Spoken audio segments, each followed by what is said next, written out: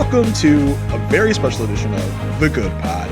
I am one of your hosts, Jason Reed. With me, as always, my co-host, Marissa Garza. Marissa, we're here for a very special...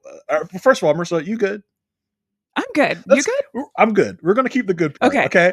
So, okay, we're good. As I said in the intro, this is a very special edition of The Good Pod. We are not... our first time not covering any good wife-centric universe property. Yes. Today, we will be covering part 2 of Cobra Kai, of the final season of Cobra Kai, season 6, right? Season 6, yes, part season 2 6 of Cobra Kai. Now, those of you familiar with me and Marissa's podcasting history will recall that Marissa and I, actually, Marissa, the first time we talked one-on-one and with our friend Josh Wigler, was about the show Cobra Kai. That was our very first podcasting project together. This is our podcasting origin story. Yeah. We were definitely this is how our our podship came together. And this is a show that has always been near and dear to our hearts. Like, we will message each other, talk to each other about the show. So I know this is different. I'm sure I challenge listeners. If you have not watched Cobra Kai, please give it a go. It is definitely specifically in 2025, which is where we are because we are recording this in 2025. Where in time am I? Happy New Year.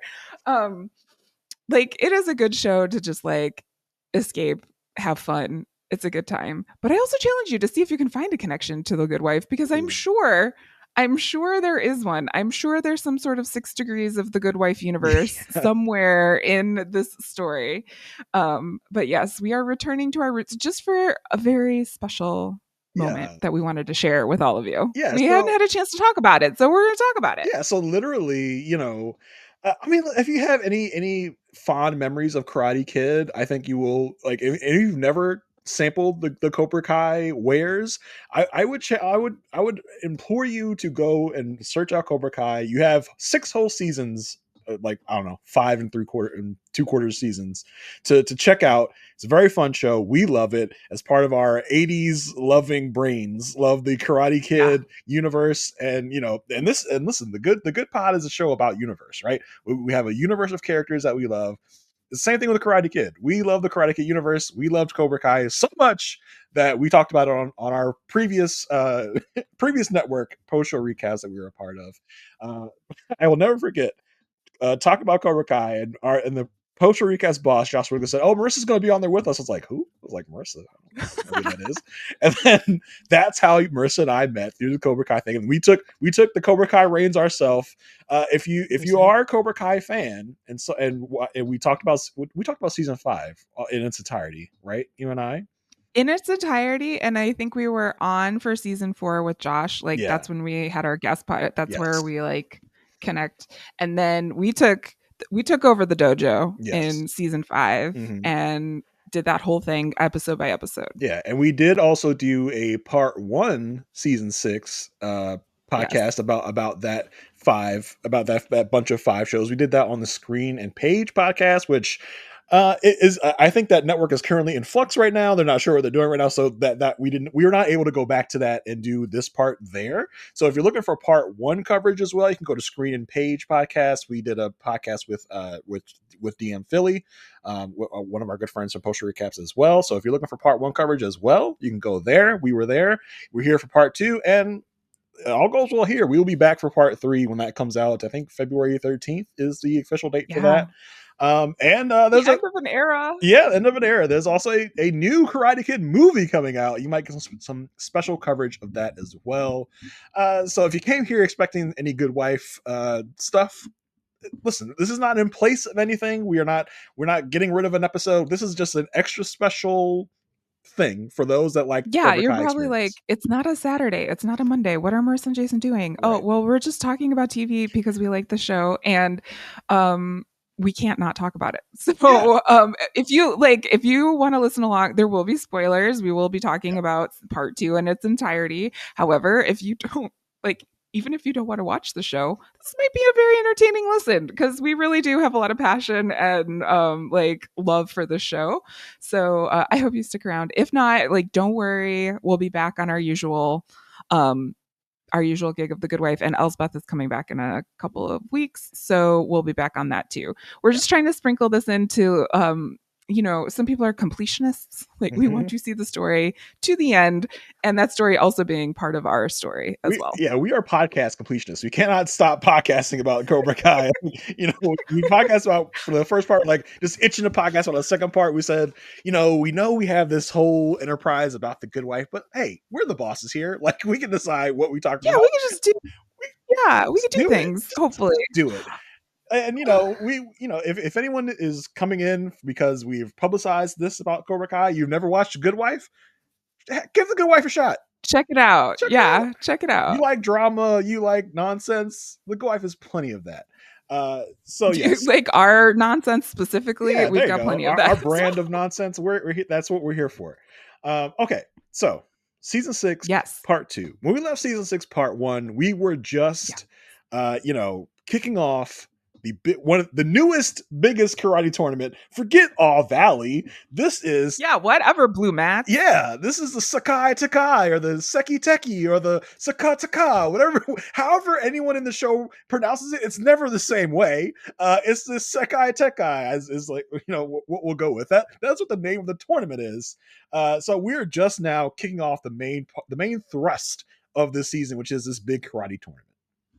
Yeah, I remember when we were talking with the Rich about part one, we were all very surprised that we landed here at the Sekai Tekai at the end of part one. Mhm. Like this is usually if we're following like the usual arc of a Cobra Kai like season, spoilers, there's usually a big thing at the end. Like there's some Yes. sort of tournament, there's some sort of big fight or something at the end of a season, but this is at the end of part one. So this was really intriguing. Also intriguing that Barcelona was chosen as the location for said Sekai Tekai. Not very, I don't know why we are in Spain, but we are in Spain for this. And so we were anxiously awaiting to see what would happen. And they did not waste any time. Like we are here and we are in it at the start of part two. Yeah, so we're not going to go chronologically through all the episodes. We're going to kind of take things plot line by plot line, characters by characters, and kind of pace it out that way because there was a lot happening. We figured just the best way is to just kind Yes. of take this by the plot lines of characters that we're used to and that we know and that we love. I figured let's kick this off with our one of our favorite characters from Cobra Kai, someone that we've grown to love over the last 6 seasons, someone that when this show came out, we were like, you're following Johnny? You're following Johnny Lawrence? Like you're making a whole show based off Karate Kid and you're following Johnny Lawrence? How good is that going to be?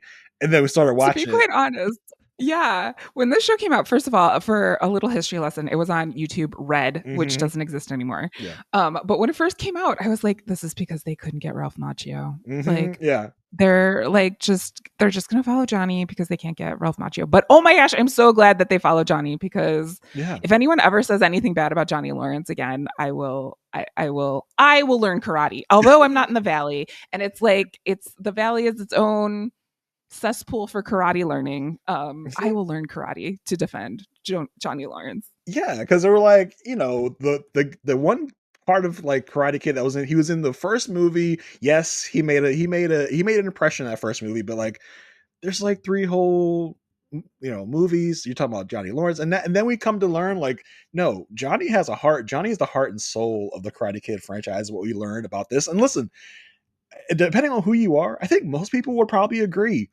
You kind of like Johnny more than you like Daniel at this point of your Yeah. of your watching of this universe. Yeah, I mean, I as a kid was all about, oh my gosh, Danny's so cool. I love Danny. Danny, well, first of all, he's Ralph Macchio, so I was like, ooh. And then because I was an 80s kid, so Yeah. I didn't really have I mean, it was the time of Teen Beat and all of these other big things that were forcing me to have crushes on people. But we're positioned to really like Daniel and also, following Mr. Miyagi. Mr. Miyagi was always my favorite of the original series, but Daniel's part of that legacy, part of the thing. So I'm like, I love Daniel, but now it's like Johnny forever, Yes, Johnny for life with Lyfe as the kids spell it. I'm sure. yeah. So we come into part 2. We get a lot of Johnny kind of in the first half of this part, and then he kind of he kind of goes to the sideline a little bit. You see that in a lot of these characters. There's some moments where we have a lot with them, and then they just kind of fade into the background a little bit. So when we open up with Johnny and Johnny and Daniel, for some reason, when we left part one, it seemed like most of the beef with Johnny and Daniel had been squashed. And now we're kind of coming Yeah. here and we're back to the old beef. We're back to the old my ways better than your way. I love tough love. You are more Daniel, you're more of a softie, telling them to relax and just have fun. I'm more of a like, no, we gotta win this and win this now. So that's kind of where we are when we begin. Right off the rip. Like we're just kind of like they're at odds here with their styles.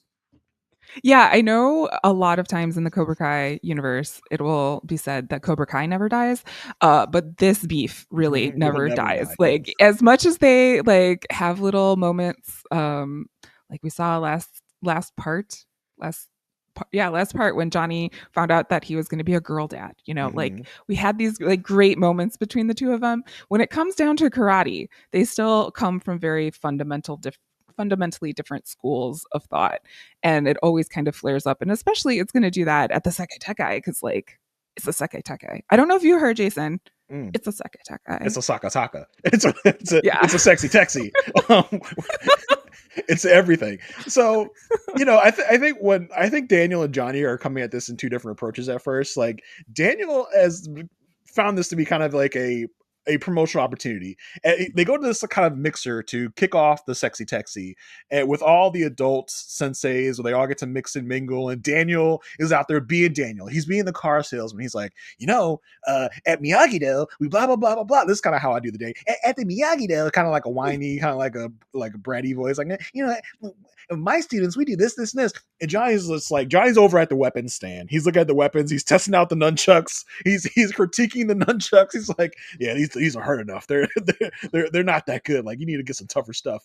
But he does see a semi opportunity when he talks to one of the people at the booth, and they're like, yeah, some of our best Sekai Tekai people go on to get endorsements. They do this and that. I think Johnny here sees an opportunity for Miguel.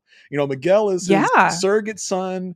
He's trying to get Miguel to college. He and Rosa, who is Miguel's mom, can't pay for college. So I think at this point, he sees that this could be an opportunity for Miguel. Yeah, and this was a big part of part one, as well as like the differences between Miguel and Robbie, because Robbie is Johnny's biological son, Mm-hmm. and like one is destined for college and one is not, and he doesn't like hold this against either one of them. He just wants to help in whatever way he can. And part one, he's like looking for a house. Now he's trying to get Miguel money for college, and this has always been Johnny's like mo from I think like ever since he met Carla was like or Carmen Yeah. was like, hey, I have a family now. I'm going to take this really seriously and work this out. I do want to mention that these networking things are horrible. I hate them. I hate them with a fire of a thousand suns. I never really know how to interact in these situations Yeah. because I am not like Danny. I'm not going to be like, hey, I do blah, blah, blah, blah. I podcast. Would you like to come on a podcast or would you like to listen to a podcast? Have you heard of podcasting? I am just usually like, okay, let me take a walk around, get some food, and be done. Yeah. So I had it brought up some not traumatic memories, but I just was like, get out of here. I don't like Yeah, this. you might be like me. Small talking is my greatest weakness in life. Like I cannot, unless I have Yeah, a specific topic to bring up. Like if I'm on a podcast about something, I'm talking about that one thing, I can talk for days about that one thing. But if you stick me in a room with someone I don't know, I can't. I'm just yeah, like, so yeah. No, hey, like it's tough for me to small talk with you. So I get that. Johnny, I think, is more he doesn't.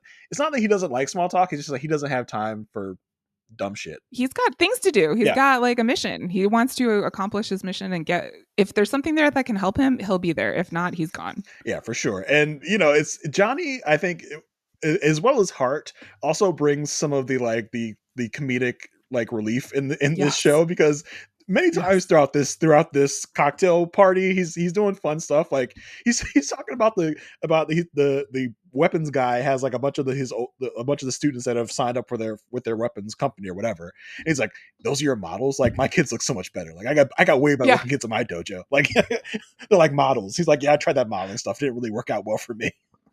Okay, cool. Like that was a great like callback to when he was recruiting for Eagle Fang, Yeah, like how he was like trying to make the best, my kids are the best, my students are the best. So it was cool to see that kind of come back through. yeah. This is where Johnny also meets Sensei Wolf, who will Oh yeah. come up a lot in this part, where Sensei Wolf is taking more than his share of steak, and Johnny's like, "Hey, like only one piece of steak per customer." Relatable content. Yeah, Relatable content. and so they Johnny really is bristling at this point against what Daniel wants to do, which is Daniel's like, this is an opportunity to get the dojo into more spaces. And Johnny's like, whatever, dude, I'm just here for the free food, basically at this point. So this is kind of their Johnny and Daniel's thrust in the beginning is them clashing like they often do.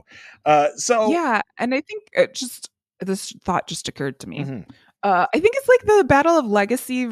Like, what does legacy mean to Daniel? Legacy is all about like following through on Mr. Miyagi's mission, like doing everything that Mr. Miyagi wanted to do, have his dojo grow, teach Miyagi-Do to everyone in the world.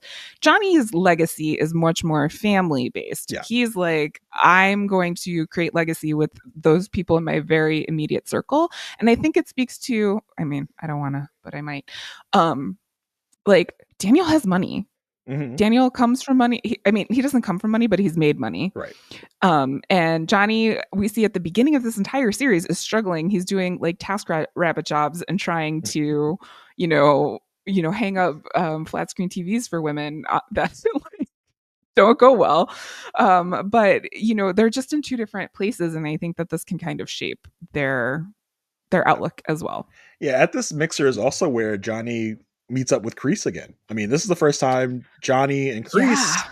have seen each other in quite a long time since Kreese went to jail and faked his own death to get out of jail. And this is where we also learn from Kreese that and so there are a couple of legal things here in this part that are just like that are kind of just really washed over. Kreese is just like, yeah, those charges were dropped. He says, because I was innocent and I am a vet with PTSD, so they took it kind of easy on me for escaping from prison. I was like, okay, that was just kind of hand waved away. Just like, no, it's all fine now because for those that have watched the show, we will never forget the last time we saw Kreese. He was in jail for beating the shit out of Stingray, who is a whole other entity in the show. Yes. But he actually didn't do it. So he wanted to get out of jail to, I don't know, whatever, get his Cobra Kai legacy back, blah, blah, blah. The man puts jello on himself, makes someone pretend to stab him, and escapes jail that way. He's supposedly in the morgue So and just kind funny. of walks out of jail to Frank Sinatra's My Way. And that's where that's the last time Kreese saw Johnny. He was in jail, so it's been a while since they've seen each other. This is the first time they're meeting up. Yeah. Yeah, Well, and they had like that powerful exchange in jail too, where Johnny was like, look, it was like Kreese was looking at younger Johnny. They were talking to their younger selves, thinking about the generational trauma. As you know, this is like a big hyperfixation of mine. I will bring up mm-hmm. generational trauma every single time I can.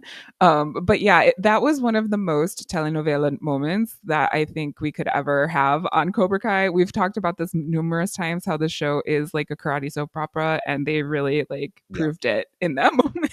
yeah. So that's their re-meeting. They throw around a couple threats to each other, and it's really kind of it's a complicated relationship because I think for the most of this show, Kreese has looked at Johnny as a surrogate son, and like surrogate sons are a big topic in this show. Mm-hmm, And I mm-hmm. think Kreese, as we saw in the last part, has kind of pushed himself past looking at Johnny as a surrogate son, and now he's more of a threat to him more than anything. So I think Kreese is more out for Johnny, and Johnny is definitely out for Kreese because Kreese has not treated Johnny well in Johnny's childhood and Johnny's adolescence, and I think Johnny holds a lot of resentment towards that. Right. And this meeting comes together when Johnny is looking at the weapons and he's kind of like Mhm. sizing up the weapons, and then Kreese comes in with his knife that he took from the snake in the cave Yeah. and like all of this stuff from like last part. And he's like, oh, that's a knife. I don't even know the official name. I was just you like, John that's a you nice knife. you John Gang Doe, something like that. Something Something like some that. And technical it's term. like Yeah. he's like off the bat trying to intimidate Johnny with his like knife. Yeah. I don't really know, but it was just it's just like Kreese is still very much Kreese. Yes, Like for even sure. though he went to jail, even though he went on his pilgrimage to Korea, he still has not changed. Yeah. So another big part of Johnny's like storyline through this part is his coaching style with the kids. Because at one point in this part of episode, it's so weird that you do this part thing. I hate saying in this I part, know. this whatever, but in this part of the season that we got in this 5 episodes, Johnny is on his own senseiing the children for reasons we'll get into when we get to the Daniel segment. But he is senseiing the children by himself, and the kids are not very receptive to his coaching style. Johnny is very much a coach with tough love kind of thing. We've hit this with Johnny several times in the seasons. This is kind of a more of a I mean, retread. he had people jumping off roofs. Yeah. He had people like I don't know in that whole warehouse thing. There like Johnny is very like badass 80s. Like Yeah. that's his way of dealing with anything, really.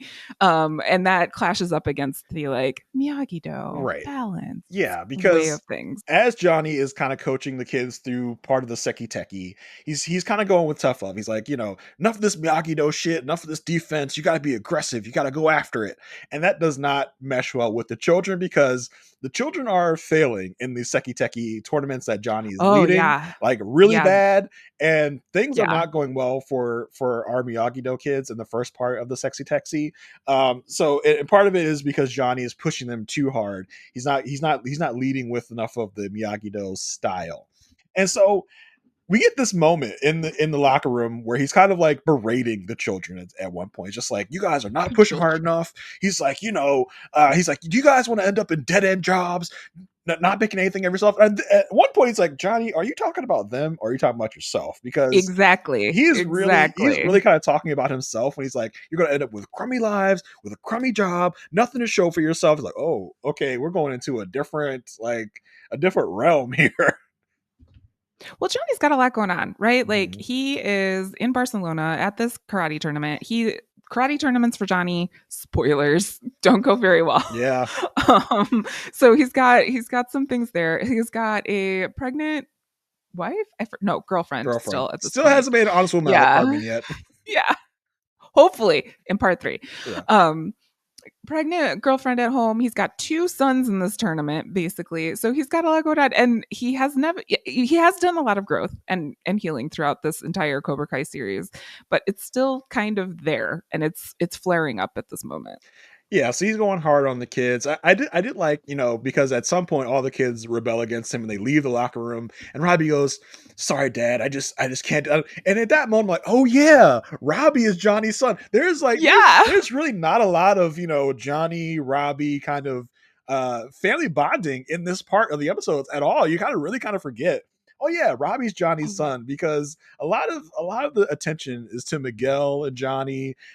Robbie kind of fades to the background in this regard, in this part. It's like, literally, I was like, oh yeah, like this is the first time I've ever heard Robbie like really refer to even Johnny as his dad at this point of the series. Well, in this season for sure, but there was that epic trip to Mexico Yes, that they did share. yeah, that was a big like father son bonding moment, and after that, just like you get it, Robbie's Johnny's That's son, it. like you Yeah, get it. we're He good. needs to focus more on Miguel, and that's a big part of this part too, because at one point in the tournament, the only shining light is Miguel, but Johnny is so focused on the dojo failing. He's so focused on the standings of the dojo, he doesn't even acknowledge Miguel's like success.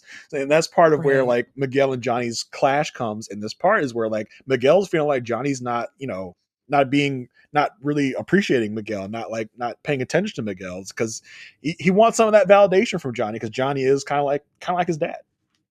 But and also he's a sensei first. Yeah. Like there's also that multiple roles that they play for each other. Yeah. So, Johnny, it takes a minute for Johnny to get his head out of his ass. And part of that comes from Devin, who, Devin Yeah. is an old school Eagle Fang, one of Johnny's first recruited students to his own personal Eagle Fang dojo. So he's got a special place in Devin's heart. Now, Devin's dealing with her own demons, her own drama uh, Oh. about dosing young Kenny with laxatives in the last part. She's really struggling with that. So she comes to Johnny and she basically comes clean clean about this whole dosing of Kenny. Like, hey, like, I feel real bad. I don't feel like I should be here. Like, I feel like I'm not doing good enough. And I did poison Kenny with laxatives. He would have been doing so much better than I was. So this is where Johnny kind of was like, oh wow, like my pressure on these people are really kind of affecting them. And he tells Devin just like, I'm sorry for really pushing you that hard, but I know that you can do this. Like I have so much faith in you. So he really kind of comes around to more of the Daniel Miyagi-Do way of things, of like not being so hard, like being a little more soft, being more soft with Devin. And this kind of gets him to realize that he needs to come find the balance, find the light a little bit. He actually literally apologizes to Daniel, which we don't see him do very often. He kind of tells Daniel that he needs him there to kind of be the balance, and they both need to work together and all that stuff. So this is kind of where Johnny gets out of his haze about being more of a tough love coach. Yeah, I love how Devin shows us as the audience that Johnny's going to be a good girl dad. Like Hmm. you can just tell like the relationship between the two of them. And when Johnny does call Daniel and is like, "Hey, I know we have our differences, but the one thing that we've always done is show up for the Yeah, kids and we need each other to do that." Like that was like I was cheering for Johnny per usual. I was like, yeah, "You go, Johnny. You yeah. grow." Like Cobra Kai is kind of long in the tooth, right? Because we've had this almost exact scenario probably about two or three other times in the series run of like Johnny needs to learn a lesson about how to coach the children. But this, as always, is always very poignant, always very kind of like a good lesson for Johnny to learn. So this kind of inspires Johnny to be more a better mentor to the kids, and they have a little bit more success with the solo Johnny senseiing after this moment. So we get that kind of redemption for Johnny, where he turns to a better sensei, a better coach for the kids. He actually encourages them to use the Miyagi Do kind of defense type of way of fighting, and they find success with that. So the next right after Johnny's success, he gets a call from Rosa, Carmen's Mhm. mother, telling him, Johnny, Carmen is in danger. Like something's happened with the baby, something's happened with the pregnancy. You got to come back quick. Something is wrong. So at this point, Johnny's in like emergency mode. He literally packs up and leaves immediately after that. Coinciding with Daniel coming back, there's no real gap between Johnny and Daniel. It's like a hey, glad you're back. See you later type of thing. And Yeah, he takes Miguel yeah. with him. Yeah, like Well, of course. yeah. So, like, did you coming into this part of the season? I'll say, uh, we knew this was probably coming, right? Like, we had a feeling this is probably going to happen. That Carmen was going to go into labor and Oh, have the baby? there would be some Or sort of emergency of like something's going to oh, happen with yeah, the there always pregnancy. is. A Yeah, yeah, there's yeah. always a fake out. Yeah. I was never actually worried for the baby because it's just not that is not what this show is. No, exactly. I did love to see the urgency in which Johnny like packed everything up. Like we had just seen him care so much about karate and want to be there for these kids and do all of this stuff, and he was like, "Nope, I gotta pack this up, go get Miguel." And then as he's leaving on his many a flights that we'll talk about, um, he you know he still has his mind on the tournament because he's like, "Hey, I'm taking Miguel. We're down a player, basically." And calls Mrs. LaRusso and was like, "Hey, I need you to go get Kenny. Yeah, Like we need to like his mind is still in the game," which I thought showed again growth for him. He's not just like focused on one thing. He's able to multitask, which yeah, I would not believe Johnny Lawrence could do it in season 1. So, yeah, for way to sure. go. So we follow Johnny and Miguel kind of on their trek back to LA, which they're like, as Marissa said, there's some hop, skip, and jump flights from LA to Barcelona. It's just like it's nothing. Puddle jumper. Yeah, You're just like up and down. No time at yeah. all. Flights obviously really cheap in this Cobra Kai universe. Yeah, no kidding. There's able to book flights willy nilly. Like we're on the way. Let's go. We gotta go. We can go back. Like if this was Johnny Lawrence of like season 1, he's like I literally can't afford to fly to Barcelona. So Right. I don't know what you're talking about. I'm Like not going who's to paying for Barcelona. this? Yeah, who is Yeah. paying overall for all the like? Yes. Is the Larusso dealership doing that well? They can just totally sponsor the Miyagi Do troop to go to Barcelona, You like the whole know, lot of them, because some of these kids are not like very well off. Like a Kenny, I don't know if Kenny's family was able to take that trip. Miguel's family, I don't know if Miguel can afford to pay for a Barcelona trip. Robbie, where's Robbie getting that money from? So I wish there Well, I was a gotta tell line. you, like, I did not get a bonsai tree when I purchased my vehicle, so I will be thinking Yeah, about go to going LaRusso to, dealership. like, Larissa dealership. I mean, bonsai trees sell cars. That's all I know. Yes, I mean, listen, I wish there was a line of just like a, wow, the LaRusso dealership is paying for a lot of tickets to Barcelona nowadays, which is it's They're funny. like, "Just don't think about it. Don't think about it. It's fine." Yeah, but so on our trek back to LA to check in with Carmen, uh, Miguel and Johnny have to do a little bit of repair to the relationship because Yeah. Miguel first of all is upset about his mother, and Johnny is trying to really kind of calm him down. It's not working out very well. Johnny's using the old like it'll be fine, like don't worry about it, like not really showing Miguel that that he's with Miguel in his fear for his mother. So he's trying to kind of calm Miguel down. It's not working. Miguel doesn't want to talk to Johnny because Johnny has been acting like an a hole for most of the tournament, and now this whole Carmen thing. So Miguel just kind of like in his feels about this thing, and Johnny is being Johnny on these fights. Like he comes up against a first class passenger. Um, Yes. listen, we'll just call him like I don't know, just a name out of thin air, Donald Grump. We'll just go with that. Yeah. Yeah, I think Um, that's good. I yeah, think that's just good.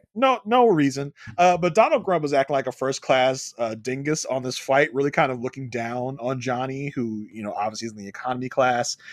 Donald Grump is acting like a jerk. He's taking a long time to put his stuff up, and so we really have to kind of deal with him throughout the whole flight of him being a jerk to Johnny, and Johnny's trying to talk to Miguel, all this stuff. What really kind of stuck out to you on the whole flight to LA?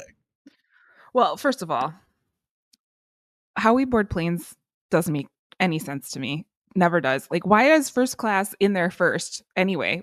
He should not be in there. It should load from the back to the front, and everyone would be happy. So that's the first thing I'm always thinking about because I am obsessed with processes. But that's my nerdiness.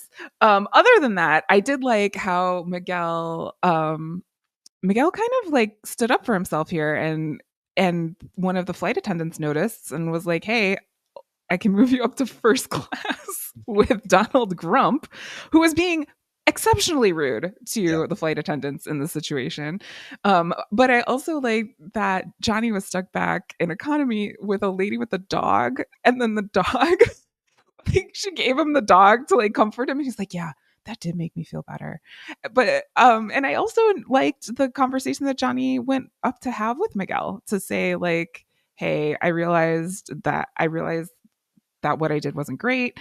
And I know you're worried about your mom. I'm worried about your mom. Like, let's just get there." Yeah, and like, I like how he also talks about, he thought that Robbie needed more support than Miguel because this is all Yeah. Robbie has. Like Robbie has the Sekai Yeah. Tekai, and that's it. Now, I did feel like that was kind of like I didn't really feel it was true because we hadn't really seen Johnny talk to Robbie a lot. Um, but Robbie has been struggling for his own reasons in the Seki Teki. So uh, Right. Johnny does say, "Listen, Because Robbie was given like, he earned his captainship of yeah, this, and Robbie's not used to really like being in a leadership position. So this is like really weird for him. And the fact that they're not doing well is not helping Robbie, yeah." like, with his leadership. Yeah, Miguel says, "Listen, Robbie, this is all Robbie has. Like, Miguel, you're going to college next year. Robbie's not going to college. Like Robbie's a bum. Like Robbie's not going anywhere." So he's like, "So I thought I needed to give Robbie more of my support. Like, I'm sorry. Like, I didn't realize I was doing that to you." So they really kind of make amends. And Johnny tells Miguel, like, "Listen, you are my son too. So you need to make sure that I'm treating you the same way I treat Robbie, who's also my son." It's such a nice moment. Like we don't get that many like declarations, right? Because of Yeah. course Miguel and Johnny feel like father and son, but it's not. We don't get many like out loud like declarations like, "Hey, you're my son." Except for that one time in Mexico when they were out in the street and it was raining and then they did a hug. Yeah. Oh, That was a moment. so yeah, so But that was not a declaration, it's to not a your point. declaration. So it's nice to hear of, Johnny saying it out loud, like, "You are my son. Like I treat Yes. you just as I should treat Robbie." Listen, he's probably spent as much time with Miguel as he has with Robbie because Johnny was not there for a lot of Robbie's life. So Yeah. Johnny's a kind of a newfound dad to both Miguel and Robbie, even though Robbie is his biological son. So that was fun. We get into a final confrontation with Donald Grump, where Donald is being a real big jerk. Pretty much looks down on Johnny, and instead of Johnny uppercutting him, Miguel comes and uppercuts Donald Grump, Yeah. and the whole plane cheers because everybody had it with Donald Grump at this point, and I guess this went so well they got a police escort to the hospital to go check Yeah, on Carmen. random. Yeah, like I think like sometimes the show is like, well, we just have to get them there. So this is what's gonna happen. yeah, it was just like he's the cops like thanking them for taking care of Donald Grump, and I'm like, okay, that was a little much, a little too much there. So we come and check on Carmen. We're rushing to the hospital, and boy, the show really tried to give us the fake out here. As we come in, It like was rough. it It was was rough. rough. Like they asked where Carmen is. They said she's in the room. Blah blah blah. We get to the room. Of course, there's a fake out of a bed with a lot of blood stains. Like I wasn't fond of this at all. I've seen enough television to know that this was going to be the case. Johnny and Miguel are sobbing, they're crying because they think their girlfriend and mother are dead. Like really great acting on the parts of Johnny and Well, Miguel. Like, and the whole time I'm watching, I'm like, yeah, okay, look, like get real. Well, Like, what got me was like Miguel was like, "Okay, we're not getting answers from the doctor. Let me ask like the housekeeping in yeah, Spanish, like what happened with this." 'Cause I'm like, "Yes, that's such like a move that would be made, and that's just like how much he cares and how scared he is that mhm. he's desperately looking for information." But yes, this I mean, I wasn't worried, but I was caught up in the acting. I was like, Yeah, "Oh my for sure. gosh, you guys." And of course, turn around and there's Carmen. She's fine. She had a cerclage, which I was like, "What is that?" She has a cerclage operation, and it's apparently an operation where they sew the cervix shut Mm-hmm. to prevent preterm births. I was like, "Oh, wow, that was interesting." So, but overall, Carmen's fine. She just needs some weeks of bed rest. She didn't even want them This to come to part her. Like, though, why are Jason. you guys even here? Like, I didn't ask for y'all to come here. So like okay, so like do you remember when movies used to do travel by map where it Uh-huh. would be like do? That's what I kept in the back of my head, even though I can't see behind my eyes, which would make sense if you listen to a future podcast of ours, but Yeah. I'm not gonna get into it now. um so I was keeping that in the because it was like we're Yeah. here all the so they flew from like Barcelona to LA. Okay, Excuse like me. that is Excuse me, almost halfway Marissa. around the Marissa. world. The Barcelona. valley. Barcelona, Barcelona. Barcelona, and La Valley. Mhm. Um, they, and so like that is not an easy trek. They do all this. Carmen's like, yeah, I'm fine, but you know what? Karate is what brought this family together. Mhm. And so you got to go back like right now. And I'm like, they've been traveling for like 24 hours. Can Like, I I at have least no idea how they did that. can I at least catch a shower? Maybe take a nap in my own Yeah, like bed before I go what? back? Before you make me go back? Carmen's like, I was having so much fun without the two of you and your karate drama here. Like I was having a good time. Y'all need to go back. Like, cause I Have was you taking heard I was of a taking a breather. phone? Yeah, for real. Like, have you? They're like, no, Rosa is the one that called me here. Okay. Like, Rosa, Amanda, who, I spoke to and was like, get here. Yes. Like, y'all called me here and now you're calling me gone. Come on now. But yeah, Yeah, when my but sister listen, was watching this, she texted me and she said, "This visit could have been an email. Like, it for did real. not need to be like that whole time." But then Carmen does say to Johnny, which is something that Johnny had been saying too, is like, "We need to win. Like, if you're gonna Mhm. go back and win." And then there's that moment of like determination from Johnny, Yeah. determination from Miguel, and you know it's on. Yeah. Go back. Finish what you started, but win. Like, Yeah. oh, like that point, it's like, okay, so they're gonna win. Because She says win to both of them too. It's like yeah. win, And win. Miguel's like, well, actually, mom, I'm not a captain, so it's not up to Yeah. me. I Remember literally, that? I Remember? remember Johnny, where you made your other son captain and not me. Although I've been doing better than him in the competition, but we're gonna leave that where it is. But yeah, so Carmen tells him go back, but win, and yeah, they like it's nothing. Go back to go back to Barcelona, and I mean honestly, Barcelona. that was a lot of Johnny's story in this part of episodes. He kind of like at that point when they get back to Barcelona, he's kind of just there for support, really. Unless you have Yeah. something like until the big fight later with the big Seki Teki The brawl. pandemonium. Yeah, Yeah. Johnny doesn't really do a whole lot after that. Um, unless you got something That's okay. specific you're thinking of. No, no, no. I think that sums it up well. I think it sets him up for in part 3 to have a little bit more of a, obviously the baby's going to get born. Hopefully The baby. we get like a wedding or celebration of some sort. We gotta. Um we got to have a party. So I think Yeah, that's where we'll see Johnny. yeah. So let's turn our attention to the other adult mentor that I think not a lot of us Jason love. loves him. I Jason loves I listen. him I am not a. so much. If you listen to our other Cobra Kai podcast, you will know I am not a fan of most of the LaRusso clan. The best LaRusso is not even a LaRusso by blood. She's a LaRusso by marriage. It's Amanda. Amanda is the best LaRusso in the LaRusso clan. Everyone else kind of sucks. So let's talk about Daniel LaRusso. Daniel, who I get it. He is the original Karate Kid. He is extremely Yep. important to this franchise. Mr. Miyagi originated this franchise. Mr. Miyagi is extremely important to this franchise. But I feel like this plot line is getting old. It's getting just like I just It's do not care yeah. about this. It's a Yeah, lot. he's really stretching this out. So, like in part 1, they find some secret, right? Like, oh Mm. my gosh, Mr. Miyagi, that's my okay. So then they find out that he was like part of the dojo and the Sekai Tekai. So the first thing Daniel does in this networking thing is like, not only is he like trying to push his dojo or whatever, he brings the headband Yeah. to the thing. Is like, do you know anything about this? And I'm like, what? How would this person know that?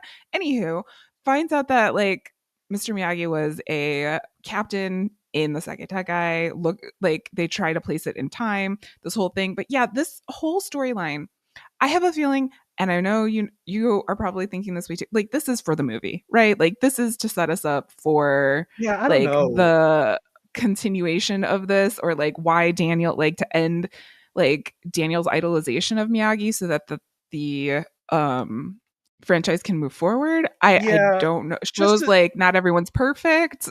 Yeah, just a tangent a little bit. Like we do, like for those that know the Karate Kid universe, we do have a new movie coming out, which is kind of a blend of our original recipe Karate Kid universe and the Jackie Chan version of the Karate Kid universe. They're both going to be in this movie, and from what we've heard, there's not going to be a whole lot of Cobra Kai in this movie. Um, I honestly don't think this is going to play any part into the movie. Like, I just think this is something for some busy work for us with Daniel, like just kind of a thing for him to do to acknowledge Miyagi in this universe, to kind of give him like a little side plot. But it's not working for me. Like, Well, do you think it was we had to get the Miyagi CGI? Do you think that yeah. is why we Woo! That needed was interesting. this That scene? was interesting because yeah, so yeah, to continue this the Daniel storyline in this thing, he tells people like, hey, do you know where this headband came from? They're like, maybe like it was a long time ago. We'll try to get you some information. Gunther, who was an awesome head of the Seki Teki. We'll talk about Gunther a little bit later. Gunther, the Uh German head of yeah, Sekiteki. yeah. He's like, I can get you some information as someone you can talk to. And so Daniel, by messenger, not a phone call, not a nothing else, not in person, gets delivered a message like, hey, go to this place. There's someone here that might give you some answers about Miyagi and what he was up to. So Daniel, being the rube he is, goes to this like really sketchy part of Barcelona, looking for information about Miyagi and what Miyagi was doing in the Seki Teki. And apparently it was a trap, right? Daniel fell right into a trap. Yeah. He gets knocked out. He gets thrown into a big dog cage. He's being held hostage, which is such an odd. It just does not feel like a Cobra Kai moment to me.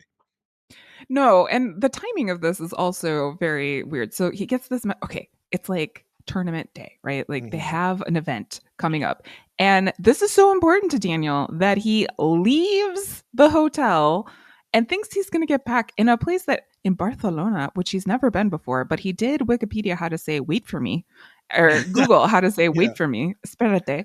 And so he And, thinks he's going to be fine. and does And not we tell know he's not anyone. going to be fine. Yeah, does not tell anyone where he's going. Like, doesn't say, No. "Hey, I'm going Yeah, he to this completely place abandons them. at this time for this." He tells no one what he's doing. He calls And Amanda on the way and lets her know what he's doing, but doesn't tell anyone actually in his vicinity where he is, what he's gonna be doing. He just ghosts them, just disappears. And you can And say a lot about Johnny Lawrence, but Johnny Lawrence has never done this. Johnny Lawrence yeah, has not fully abandoned the entire team in the situation to go chase after some sort of lore for his old sensei. hmm And you know, of course he could be put in danger. It's freaking Cobra Kai. yeah. Don't you realize where we are, what we're doing here? We're part of Hello. the karate underground. We're always in danger around here. Yes. So yes, Hello. Daniel is held hostage. He doesn't know who is doing this to him, but he figures a way out of this. He gets like he picks a lock of the dog cage and gets out. He karates his way out, but he does run into someone in the little, I don't know what you want to call it, a dungeon, who he has to fight Yeah. off, and he rips the guy's sleeve off, and the guy has a cobra tattoo on his arm. He's like, "Oh, you're part of Cobra Kai. You're part of Kreese's crew, aren't you?" So now he has it in his head that this is Kreese's doing, that Kreese has done this to him. He jacks Kreese up when he gets back to the hotel, like literally like jacks him up and puts him against the wall, like, you Yeah. one of the three times in this part where the F word gets dropped, like, you fucking did this to me. Like, whoa, Daniel, like, you using the F word here? Yeah. So yeah, Yeah. he Yeah. it's And all Sam Kreese. is right here. Sam is watching you. Yeah, Like, your impressionable daughter is watching you. So yeah, so he thinks this is Kreese doing because he's seen the guy with the Cobra Kai tattoo. He knows this is someone of Cobra Kai, and Kreese for his part does not do much to to assuage Daniel of this thought of like, no, what are you talking about? It wasn't me. Kreese is always threatening. Does he? He doesn't even know what he's being threatening about. He's like, yeah, that'll teach you. Like, not like, I don't know what you're talking about, man. I didn't do anything to you. He's like, yeah, that's what you get, man. well, I think like in Kreese's eyes, if Daniel's off center, if he is not balanced, He'll if take he credit. is, he's just like good. Whatever I can do to keep this Yeah, going. If he thinks it's me, great. If he doesn't think it's me, also great. Like I yeah. just need to keep him in this mode. And Chris is like, I don't know what you're talking about. He's like, yeah, I really got you, didn't I? He's like, I don't know what I did, but I really got you on that one. It's like, sure, whatever. So yeah, so we find out. So this is all kind of leading us to the big revelation of this part where it wasn't Crease, it was Oh. Silver. Dun dun dun. Silver's back in our lives. Terry Silver is back with us in Cobra Kai. We'll get to Silver, all his machinations in a little bit. But yeah, we find out that this person, which is a deep down Easter egg from Karate Kid Part 3. This was one Three. of this guy that Daniel fought in the dungeon was one of Silver's lackeys from Karate Kid Part 3. Like literally the same actor. Like, so this is like a deep cut Easter egg. They show us a scene that Daniel fights this guy in where I don't remember a lot about Karate Kid Part 3. Is one of the lesser installments in the Karate Kid Yeah, it's not franchise. great. But this apparently was one of Silver's henchmen in that movie being brought back. Here, we get this guy, we get Karate Kid Part 3 boy, but no Julie Pierce. Where is Oh, Julie? Where is there's Julie? one more part. There's one more part. Evan Pierce. If you have heard any of our Karate Kid podcasts, I have been screaming, yelling for Julie Pierce, aka the next Karate Kid, to get Yes. into this franchise. Hilary Swank, I'm looking at you. I'm pleading Well, with you, Hilary. Answer the phone because I know the Cobra Kai people are calling you. Answer the phone. okay, do you think that there Mm. is a possibility that she could appear in part 3 due Marissa, to she this better. Miyagi stare like this Miyagi line? Because Gianna could be like, who else knew Mr. Miyagi? Who else studied with Mr. Miyagi? Oh, Julie Pierce. Let me call her. Let me see what's going on. Let me go travel to her. She's probably somewhere really super cool, like living her best life. Let me Marissa, go Marissa, if to her. Hilary Swank does not bring her tail onto Cobra Kai Part 3, for at the least you can give me is a phone call. Like a phone Well, and they call. have done Yeah. yeah. they've done so great bringing people back through this entire series that it would be a shame if Hilary Swank did not show up. This is the one person we're missing. Like we've gotten all the big heavy hitters of the Cobra Kai franchise to come back, and we even got Pat Morita to show back up, and he's dead. Okay, so I'm gonna need Hilary Swank to bring her ass on to this show. All I need is a phone call. All I need is like a, hey, Julie, I heard you were a Miyagi protege. Like, tell me about it. Like something. Give me something. At least if you're not Did gonna he ever get talk about that time he killed someone? right, if you're not gonna get Hilary Swank, I at least need the name Julie Pierce to show up in the Mm-hmm. part three. I'll take that at the very least. If Hilary Swank is gonna be too bougie to show up to Cobra Kai, because I'm pretty sure that's what the problem is. Hey, She's hey too bougie now. for this. Like, listen, No. if Hilary Swank does not show up, I'm taking my copy of $1 Million Baby, my DVD copy, No. and I'm burning it. I never even watched it. I'm burning it. If Hilary Swank doesn't show up, I'm burning the DVD. Okay, you have to record it and we have to post it. I But will. I yeah, will. I'll do that. pictures there didn't happen. That's right. But yes, so this is all Silver machination of Silver's the one that got Daniel kidnapped and whatever. So Silver has brought himself back. He's like, hey, he slips at another point in the sexy taxi, he slips Daniel some information like, hey, I got you this information, Daniel. Daniel's like, I don't want any information from you, Silver. But then he takes the information. He's like, let me see Yeah. what it is. Like, Well, and while we're on the topic of Silver, can we talk about his reveal? Can we talk about the oh, reveal of so him? beautiful, so good. Just the Anytime scenery there is a hot tune. tub, Oh my yeah, god. anytime there's a hot tub in any Cobra Kai or Karate Kid property, you can bet it is going to be like Silver is sitting in the middle of that Mm-hmm. hot tub. Like you Yes. see a hot tub and you're just like, oh. And I have to say, I did go back and watch Karate Kid 3 one of the times when we were covering Cobra Kai because Mm-hmm. famously, I also watched all of Cobra Kai seasons 1 through 4 super quickly to podcast with you My lord. because I had not watched it. And then I was like, oh, I want to learn about this Silver guy. Yeah, hot tub there. Hot tub in the first time we see him here. Hot tub, as Eddie Murphy once said, it's getting hot in the hot tub because he is there all the time. Yeah, like you said, there's a hot tub to be had. Terry's there. When we saw a spa, we should have known that it was Terry Silver Oh yeah, yeah. because Chosen and Kim Dayoon, who we'll talk about later, see Cobra Kai henchman, follow him, get Daniel. Kreese is also there. They all follow this Cobra Kai henchman into this spa like area. And then we see him talking to someone. Like, ooh, who's he talking to? Kreese is here with us, so he can't be talking to Kreese. And it's Terry Silver. Well, and you see a cigar, which is also another title. Big Like Terry Silver. it's yeah, yeah, Yeah. yeah. I love that the man never changes. A lot of these characters hardly ever change. Some of them do, but like he's consistent. Yeah, so it's revealed that Silver is the one behind Daniel being kidnapped. He's also behind. He's also the financer to the Iron Dragons, which are a big obstacle for both Cobra Kai and Miyagi Do, which we'll get into. So he's here to f with our people. So Per usual. this thing that Silver has slipped to Daniel is a record from the Sekai Tekai that Mr. Miyagi participated in. And in here, we find out that the result of the match that Miyagi was in the Sexy Texy resulted in death for his opponent. This just sends Daniel spiraling. He's just like, oh my God, Mr. Miyagi killed someone? No, Not my hero, my not Mr. hero. Balance, not Mr. Everything is good and also bad, but oh my gosh, My hero's a not Mr. killer. Miyagi. My hero's my hero's a killer. Oh, What? here's a way we can tie it to the Good Wife. Yeah. This happens to a character in the Good Wife a lot. Like she has a lot of heroes and she thinks that they're going to save the world and they don't. So Yeah. maybe don't idolize people. That's some Diane Lockhart ish right there. Never meet your heroes. Yeah. But it's like he goes on deep and he's like, oh my God, Mr. Miyagi killed someone. Not even thinking about the fact that okay, it was probably inadvertent. Like it was probably some strike that Mr. Miyagi did that ended up killing somebody. He didn't mean to kill someone. So it's like Daniel, like I understand that this is like Okay. a moment for you, but you're being too much, my guy. I have an alternate theory, Jason. Oh, let's go.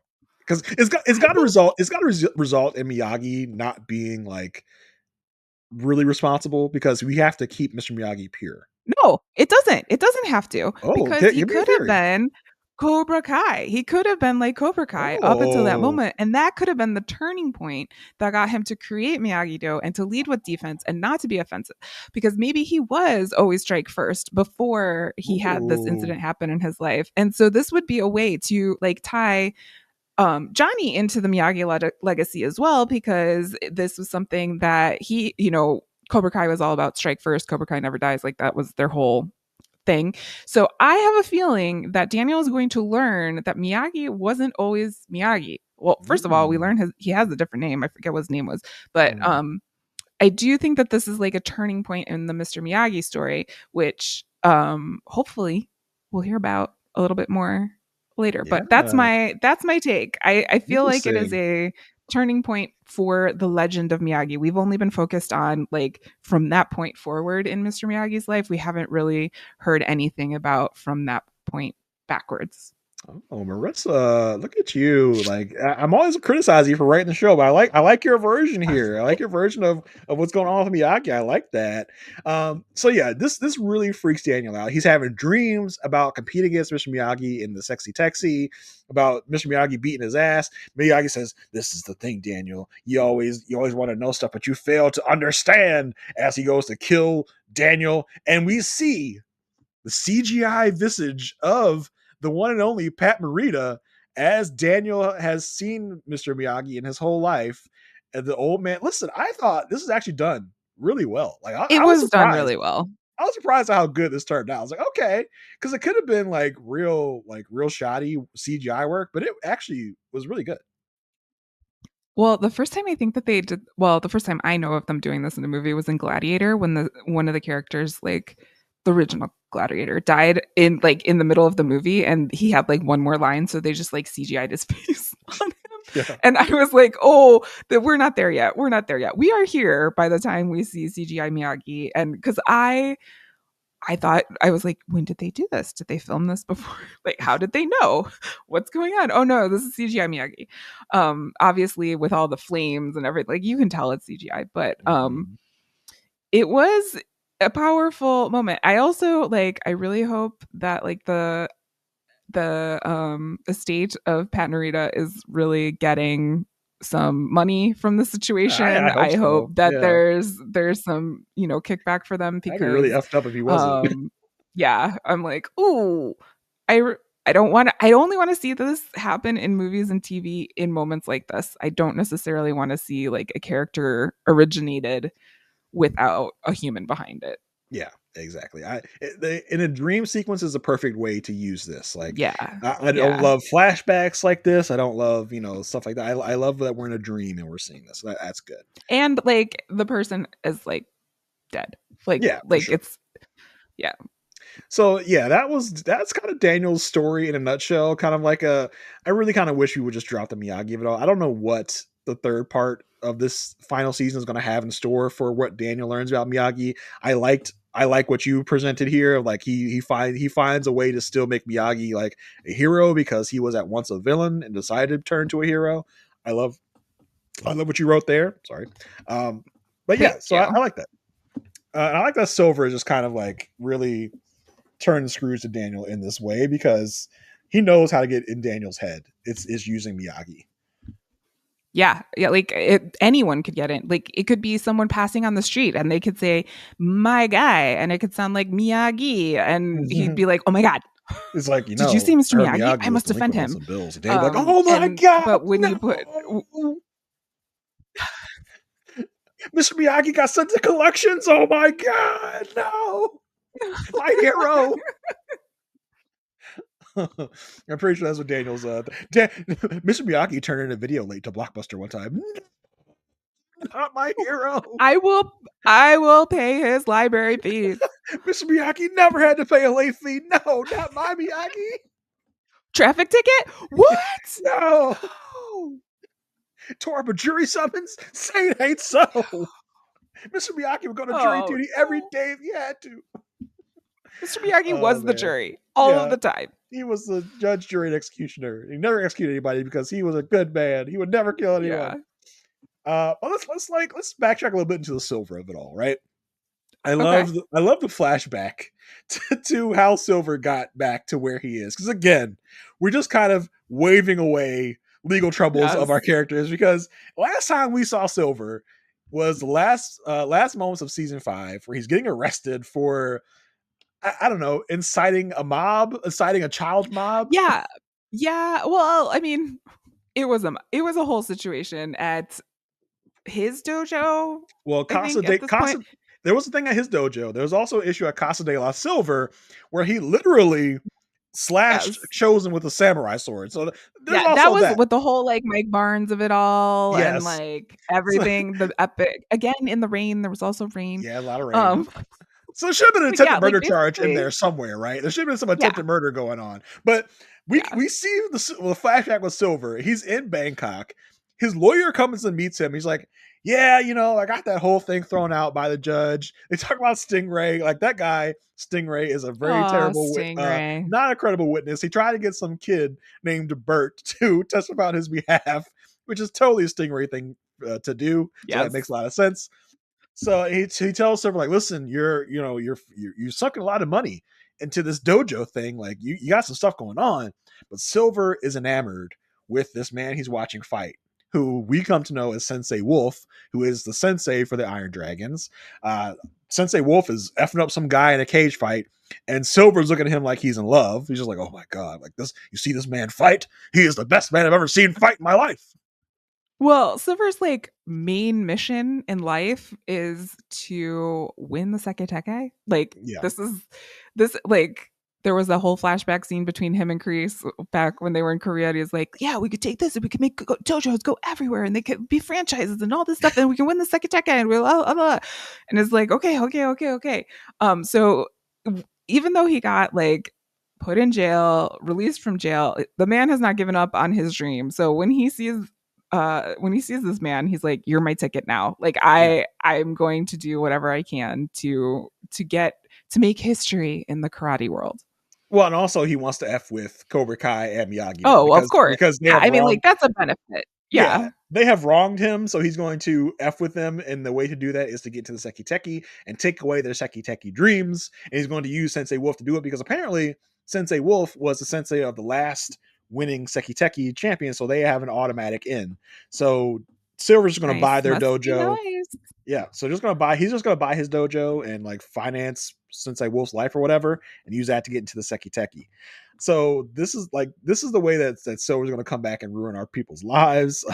Love that. So basically, Silver spends this part just kind of effing with people. Like he's the one that makes sure that the Seki Teki gets worldwide promotion or whatever, and he's basically just kind of there to be just like this kind of Mr. Burns type of villain, Very you much would say. so. Yeah. Yeah. Yeah. So let's focus on one of our other favorite adult mentors, the one and only Chosen, who Oh, I was like, "Where are we going with where are we this?" going? Who else could we talk about? Chosen, who was introduced last season, right in season 5, back to our End of screen. season 4, Yeah, end of mainly in season season 4 and 5. season 5. For those versed in the Karate Kid universe, he was the villain in Karate Kid 2, but like all of Daniel's villains, he's turned him into a friend. So now Chosen is one of our sensei mentors in Miyagi Do. We love ourselves from Chosen. Chosen's always bringing the comedic relief. He loves reality TV. I love reality TV. Marissa loves reality TV. So Yes. Chosen's close to our hearts. He loves 90 Day Fiance, like I love 90 Day Fiance. So the last time we He saw Chosen, also yeah, was, into Property Brothers and learned yes, everything about, like, styling. yeah, he and Amanda Russo are besties. Yeah, it's so Well, good. yeah, so it's good. So last time we saw Chosen, he was going off to confess his love to Kumiko, who was also Daniel's love interest And in Karate Kid Part 2. So he's going to go confess his love to Kumiko because he's always loved Kumiko and he wants to be with her. So last time we heard from Chosen, he was going to go off and do that. We see Chosen in the beginning of this part of the season. He shows up to that adult cocktail party that we talked about in the first part, where he's just drunk off his ass. He's making a complete fool of himself well, to and this is not the great. first time we've seen Chosen. Yes. drunk. Like we Ch- know this is a thing that he does when he's feeling down, when he's feeling sad. So that is our signal from to the audience of like something's up with Chosen.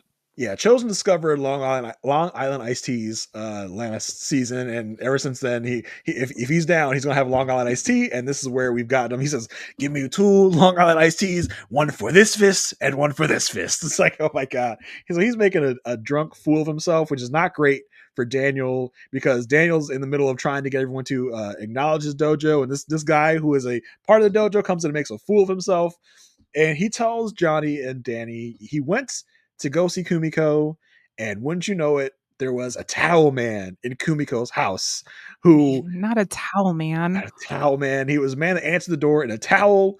He was in a towel and some odd like button up shirt. I was like, that's a weird combo to go. You were getting half dressed or something when you answered the door. But listen, this Marissa, you and I are big TV fans. This is a classic TV trope of like Yeah. a towel person answers the door and you don't stick around to find out any other information, and you just assume that Towel Man and Kumiko were getting down and Yes. dirty, Yes. and you Yeah. turn around and you run away. You don't ask any other questions. You turn around and you run away before you can get any pertinent information. Yeah, because someone has to show up at the door getting you to think that there is something going Right. on. So either it's that or like messed up hair Yeah, or exactly. some sort of this like Chosen thinks his world has ended. He's like, that's it. No more Kumiko. My life is done. I have to I go back for the Sekai Tekai. I can see the scene in my mind now in part 3 where Kumiko shows back up and she's like, Yes. "That was my cousin that was staying with me for a weekend. Like, what are you talking about? Like, you should have stuck around and asked me questions, or you just assumed that something was going on. I really do love you too, Chosen. Mwah, mwah, mwah, mwah, mwah." I'm sure She comes with that like part, all of her, her love letters too. She's yeah, like, look at how much love I have for you, Chosen. It was my cousin. You could have loved me enough to ask me a question. exactly. So I'm sure that part is coming up in part 3. But something that I don't think I saw coming. I don't know if anyone else saw this coming. But Chosen and Kim Dayoon end up together. Let's just say that because there's a part in this part of the season where both Chosen and Kim Dayoon are looking for their children because the children are off. They think probably causing shenanigans, causing drama. So they are both on a mission to find their students, and they cross paths several different times while looking for the students.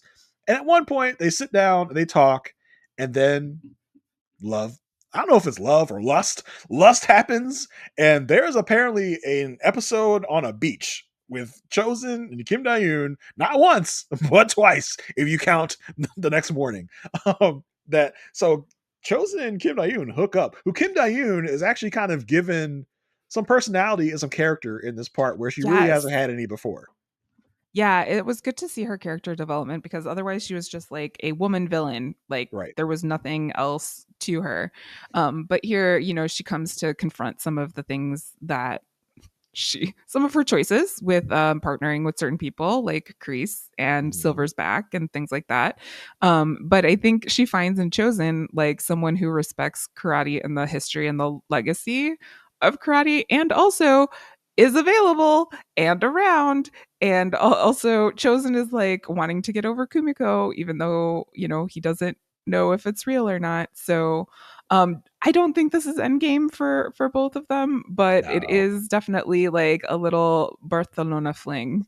Yeah, it was really fun. They kind of bonded over karate because there's this moment where they're both like fighting these two douchebags, and they're like what was that hold you used on another douchebag the other day? She's like, wouldn't you like to know? We actually the next morning after their tryst, we see Kim Dayoon's famous ponytail has been taken apart, and she's got like just a long hair flowing. We're like, oh, like there was definitely some dirty stuff going on between y'all two on that beach before. Like she's got sand on her hair.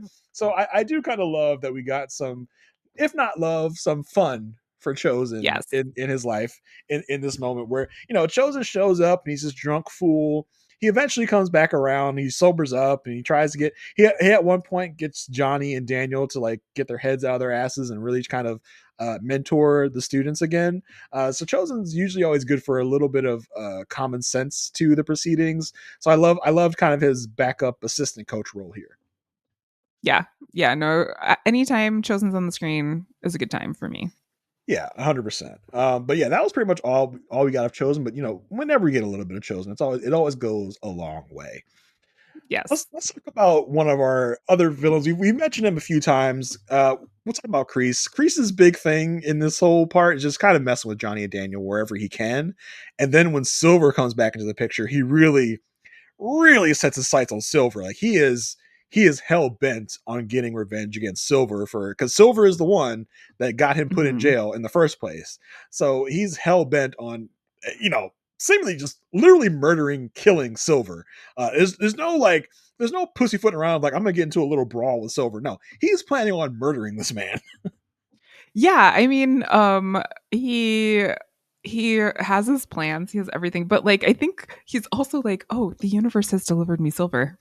Yeah, Like I must act, like it just kind of like falls into his lap. So he's like, now it's now or never. Like I have to take this opportunity at this karate tournament for teenagers. I need to I'm gonna commit a murder. come have my vengeance on this enemy of mine because this is the appropriate venue for that. Which I'm gonna just like is a peek into his mentality. Like yeah. Chris is like all fight all the time. I'm gonna stab this man to death in the middle of this child's Yeah. karate tournament. That's Yeah. his plan. And as we get into we'll go down to kind of the Sekai Tekai highlights, and we'll kind of get into that at the end of the Sekai Tekai highlights because there's a lot happening at the Sekai Tekai, big brawl at the end. We'll kind of go into where everything falls in place there. All right, we talked about the adults. Spent a long time with the adults. Let's talk about We did. the children here. Let's talk about what this show is. Would you say the show is more about the adults or more about the children? Is there a good balance in your mind? I feel like there is a good balance. Hmm. Sometimes it is all about the kids, like that weird fight at the pool. Yeah. Like that was totally about the kids. And like karate spreading like a virus throughout the valley. Hmm. All about the kids. But I do think we have some good balance here. I did like a lot of the moments that we had with the kids in this part. Which I know we will talk about, but I think they really honored the characters of these kids all the way through to this point because this is the highest profile like karate tournament these kids have been or will ever be in, and they really honored the stories that got them there. Yeah. So I was happy to see it. First up, let's talk about I think the relationship that has become front and center with the kids. Let's talk about Robbie and Tori, who throughout this whole part we focus a lot on Robbie and Tori.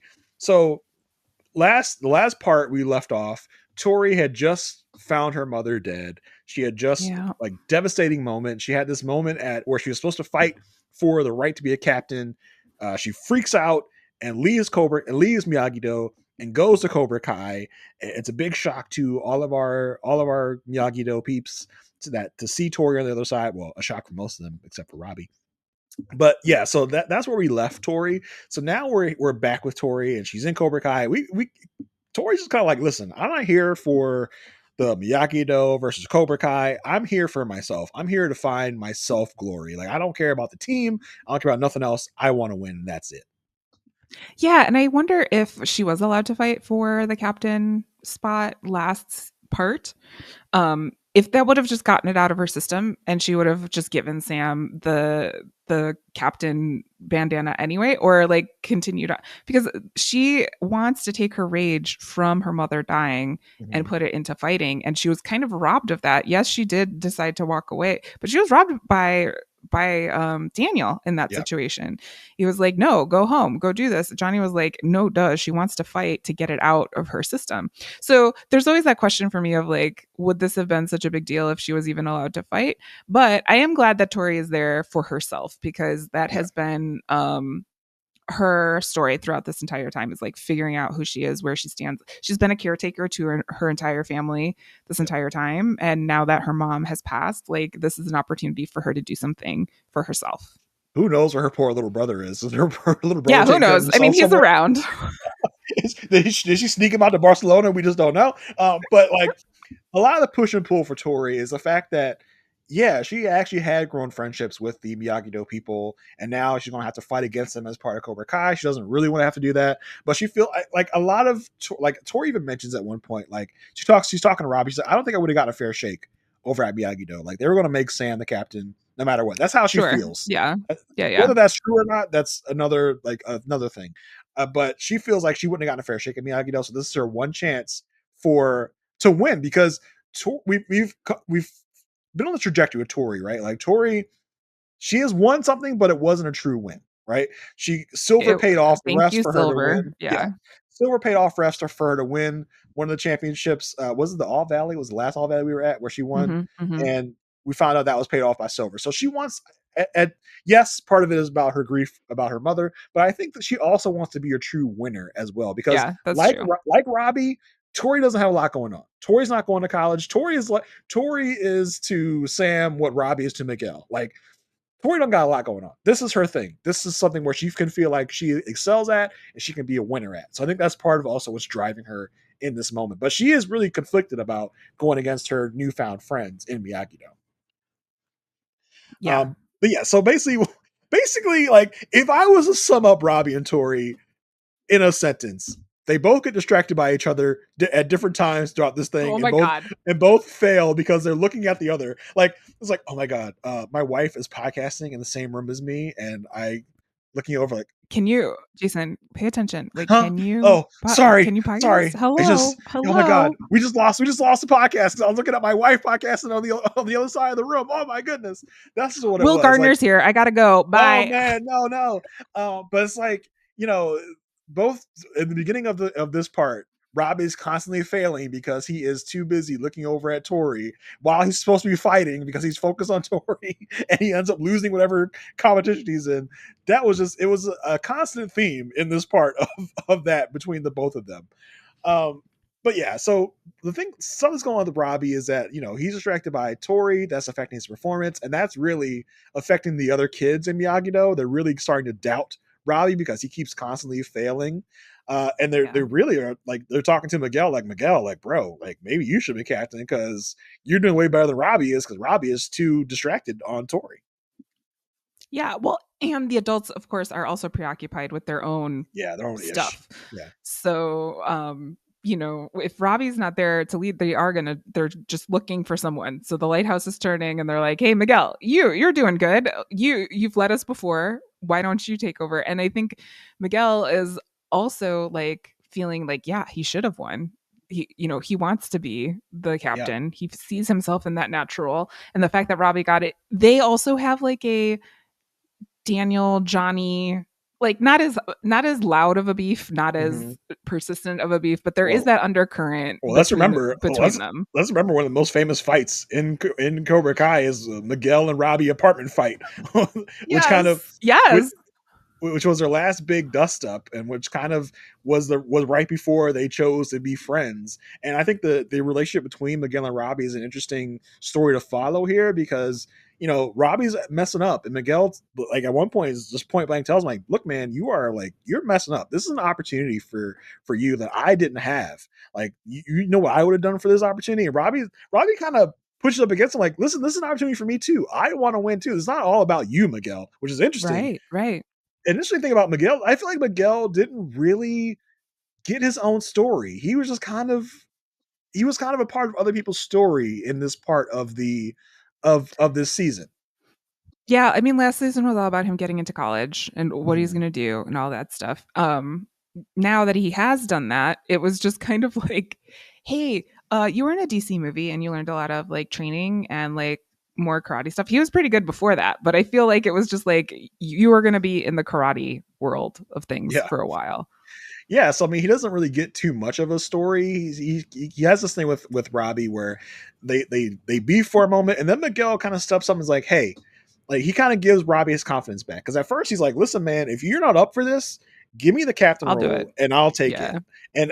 And Robbie, I think at first is actually starting to contemplate. He's like, "Yeah, like you're kind of right." Like as he sees Miguel doing well in different competitions, as Robbie is failing, he's like, maybe you do need the captain role. But then after Miguel's voyage to LA and back, he kind of comes back with this different attitude where he's like, listen, man, he talks to Robbie. He's like, you've led us before. Like you saved a lot of kids from Cobra Kai. You brought them over to Miyagi Do. You did this, you did that. Like you can lead us. You can be the leader. And this kind of helps Robbie be that leader, which it's an interesting moment because the turning point for Robbie is in the tag team competition, where he has his choice to tag in either Kenny, who's being looked at as a mole, as a plant in this moment from Silver, or he can tag in Hawk. Miguel literally tells him to tag in Kenny. And then Robbie Mm-hmm. makes a decision like, I'll do what Miguel told me to do. Like, that's not being a leader. Like, figure out some other way to be a leader. But anyway, either way. Yeah. Well, I do like though how Miguel is showing leadership in this Mhm. situation. One of the things I learned in band, what my band director always told me is like it doesn't matter if you're This one playing like time at first year, band which is camp. yeah, this one time at band camp. Um, like some of the strongest players actually end up playing in like higher chairs, so like lower down the line because they can support the people above Yeah. them and make them believe that they're good leaders and show them that they're good leaders. And so I liked this conversation between Miguel and Robbie where Miguel's like, you lead, I'll follow. And he knows that if Miguel follows, everyone will follow. Right. Like it's a good setup, and I like how Miguel is supporting Robbie, and I think that the talk from Johnny really did work here and Yeah. gave Miguel a different way to look at the situation, take kind of the ego out of it, and say like, oh, I can support my brother in this Yes. situation. I can help him see that he has what it takes. He just needs to believe in it Right. But before Robbie gets this life altering pep talk from Miguel, he does struggle a lot, a and lot. he's caught up about Tori so much so, and it doesn't help that Quan, the other Cobra Kai evil kid, is putting it in Robbie's head that Quan and Tori are hooking up. So Robbie and Tori at one point in this thing, they come there to get as a couple basically. And at one point, Tori notices Robbie failing so much because of her. She's like, "Listen, we need to take a pause. We need to make this about karate and not about us. So we're gonna take a break. We're not breaking up. We're gonna take a pause on the relationship." And at that point, it's after that Robbie starts thinking Quan and Tori are hooking up. So it really sends him spiraling. It sends him drinking, which apparently, I don't know the drinking ages in different countries, but apparently Yeah, you can drink as a teenager in Barcelona, because I think it's Robbie like 18. maybe because Robbie gets really wasted, and he lets this other competitor in the Iron Dragons named Zara. Okay, Zara Yeah. is another one of our new child villains. Zara comes in because Zara and Tori are also beefing because Zara is this kind of like this fighter who thinks she's better than everybody. She has this social media following. She's this popular fighter, and she Well, likes. and she won before, right? Like she was on the I think so. Iron Yeah, Dragons. she's on Iron So Dragons for the winners she's like last the time. reigning karate queen, right? Right. Like she's the So establishment. so she sees a threat in Tori, and literally she's trying to hit on Robbie, and she notices Robbie looking at Tori. She's like, "Oh, like that's the thing, huh?" So part of Robbie's downward spiral is that he gets drunk, and Zara takes this moment to take advantage of the situation to say, "Hey, Robbie, why don't you come over and come hook up with me?" And in the aftermath of that, as Robbie is leaving Zara's room, Tori sees this. So she sees that Robbie and Zara have hooked up. It's such an interesting scene, right? Because Robbie's almost like a mind controlled zombie in that moment. Yeah. He's just kind of standing. He's like, I don't know what's going on. I don't know what happened. It's almost as if he's hypnotized instead of being drunk. It's like Yes. it's so interesting because it's like he would have done that if he was in his right mind. So that was interesting. So Zara has taken advantage of Robbie, has gotten him to hook up with her. Tori sees it. So Tori and Robbie are really kind of on the outs at this point because Robbie still thinks that Quan is hooking up with Tori. It's a whole mess. It's teenage love quarrel, the classic. But they do eventually get their stuff together. Robbie actually talks to Tori and finds out that she and Quan are not hooking up. It was a whole thing about Quan. Robbie finds his way into competitions and kind of ends up being an ultimate badass in this way, and kind of steps up as that fighter and that leader for the team. Yeah, he could do it. We knew he could do it. Yeah, He just needed to go through teenage drama to be able to do to get there. yeah, Tori, I feel like her story is not really complete in this part. I feel like mostly it's her being upset about the Robbie stuff, and it's she doesn't really get a resolution here in this part. Yeah, I mean, I feel yeah, and how this ends, I don't know if she is going to get a Yeah, resolution in the karate sense of it all. right, exactly. So I think resolution for her. I think ultimately, if the competition keeps going, I think Tori will be the female winner. I think that's what her end game is and should I be. hope so.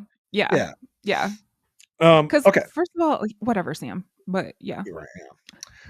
All right, let's talk about Sam if we have to. We'll talk about Sam LaRusso, who thankfully did not get a big storyline in this part. Um, it's Sam's annoying because like as Sam's like talking to Tori, she kind of makes it about herself per usual. She's like, Always. I would have been there for you. I would have been your friend. Like it's not about you, Sam. Like Tori's going through some rough stuff. It's not all about you and what Tori did to you. It's not about you, Sam. Okay. Sam is very Glenda from Wicked, just Yeah. FYI. But continue. Yeah, so it's annoying. So Sam's other big moment in this part is that she witnesses Axel, who is the captain, who's the male captain for the Iron Dragons. She witnesses Sensei Wolf like basically Bad. abusing Axel, like in the they're training for the Sekai Tekai, and Sensei Wolf kind of beats on Axel like for doing a bad job or whatever, and so that's literally like child abuse. I know Axel is probably in real life probably like 30 years old, but he's supposed to be a teenager in this show, so it's kind of child abuse. So Sam witnesses that, and she then later meets up with Axel on the beach, and she and Axel kind of had this like fun jaunt through Barcelona. Well, they have like a moment of like, I know you're hurt. I know you're hurt. So let's be hurt together type of thing. Like, I know you're going through something. I know you're going through something. Let's go through Barcelona. And I don't know. I was never worried about Axel making any gains in territory when it comes to Sam because the love between Sam and Miguel has been like I put guess. in front of our faces forever and a day. Yeah, Like, but it was interesting because yes, Sam and Axel go on this jaunt through Barcelona. So Axel, at the end of this jaunt, they have a little dust up with the Cobra Kai kids. They fight together, and kind of at the end of that, Axel, which is I made a note of this. It's so funny because as Axel and Sam run away from the Cobra Kai dust up, they run onto the beach. It is the worst yes. fake running I've ever seen. Like they're like, oh my gosh, we just ran so much. Like, can you believe how much we just ran? I was like, okay, that looks like the fakest running I've ever seen. I made a note about that. I just wanted to put that in there. But so Yeah, yeah, they definitely filmed that other scene way far away from the beach. yeah, yeah. So it's like fake running to the beach. It's so funny. But yes, in this moment of bonding, Axel goes in for the kiss, and Sam's like, "Whoa, whoa, whoa, hold up, my man. I am taken for like we're not doing that. So back up off me with that." So at this point, whenever we see Axel, he is giving the mean mug to Miguel. He's like he's staring Miguel down. He's giving the evil eye. And Miguel's like, bro, like, what is this guy? Like, why is this guy staring at me? Like, why why is this guy looking at me like this? I don't understand. I've never spoken to this man before. And at first, Sam is like, yeah, that's weird. I don't know what's going on with that. But then eventually Sam tells him, like, yeah, we had this thing the other night. He got the wrong idea. He tried to kiss me, but I shut it down. Which I was like, after this, I was just like, why was this a thing? Why did we need this? Just to give Sam something to do? Because it didn't Yes, really, I believe that was yeah, it. it didn't really mean much of anything to anything except for the fact that Axel goes after Miguel later in the Seki Teki brawl. But it's just like, this is terrible. And we have been pushed Sam and Miguel a lot in the Cobra Kai seasons, but I felt like they didn't have really any moments in this whole part of the That's how season. focused on karate they are. Yeah, Okay. like I Like was they're like, so focused. it's like, are y'all even still a thing? Like, if not for this subplot, I would have forgotten that Sam and Miguel were even a couple at this point. Well, they Uh, do stand next to each other in like the opening ceremonies. And they're yeah, like, and they like at one we're point they hold together. hands. They hold hands for a Yeah. minute. I was like, oh, okay, like that. Okay, I guess that's supposed to let me know you're all together, still together, whatever. Thankfully, that's really kind of all the Sam we get. We didn't get too much Mhm. of Sam in this part, which I'm thankful for. Of course, she's fretting about going up against Tori again in the Seki Teki brawl. I think even Dimitri at one point Well, comments like, "Oh, Sam Tori part a billion." Like, yeah, we feel the same way. Why do we keep seeing this overwrought plot? We'll even have a conversation with Sam and Tori in the aquarium Mhm. where Sam is like, listen, if it comes down to it, I'm going to bring it. Like, I just want you to know. And Tori's like, okay, I All don't think right. it's going to get that serious. And she's like, Yeah. it will.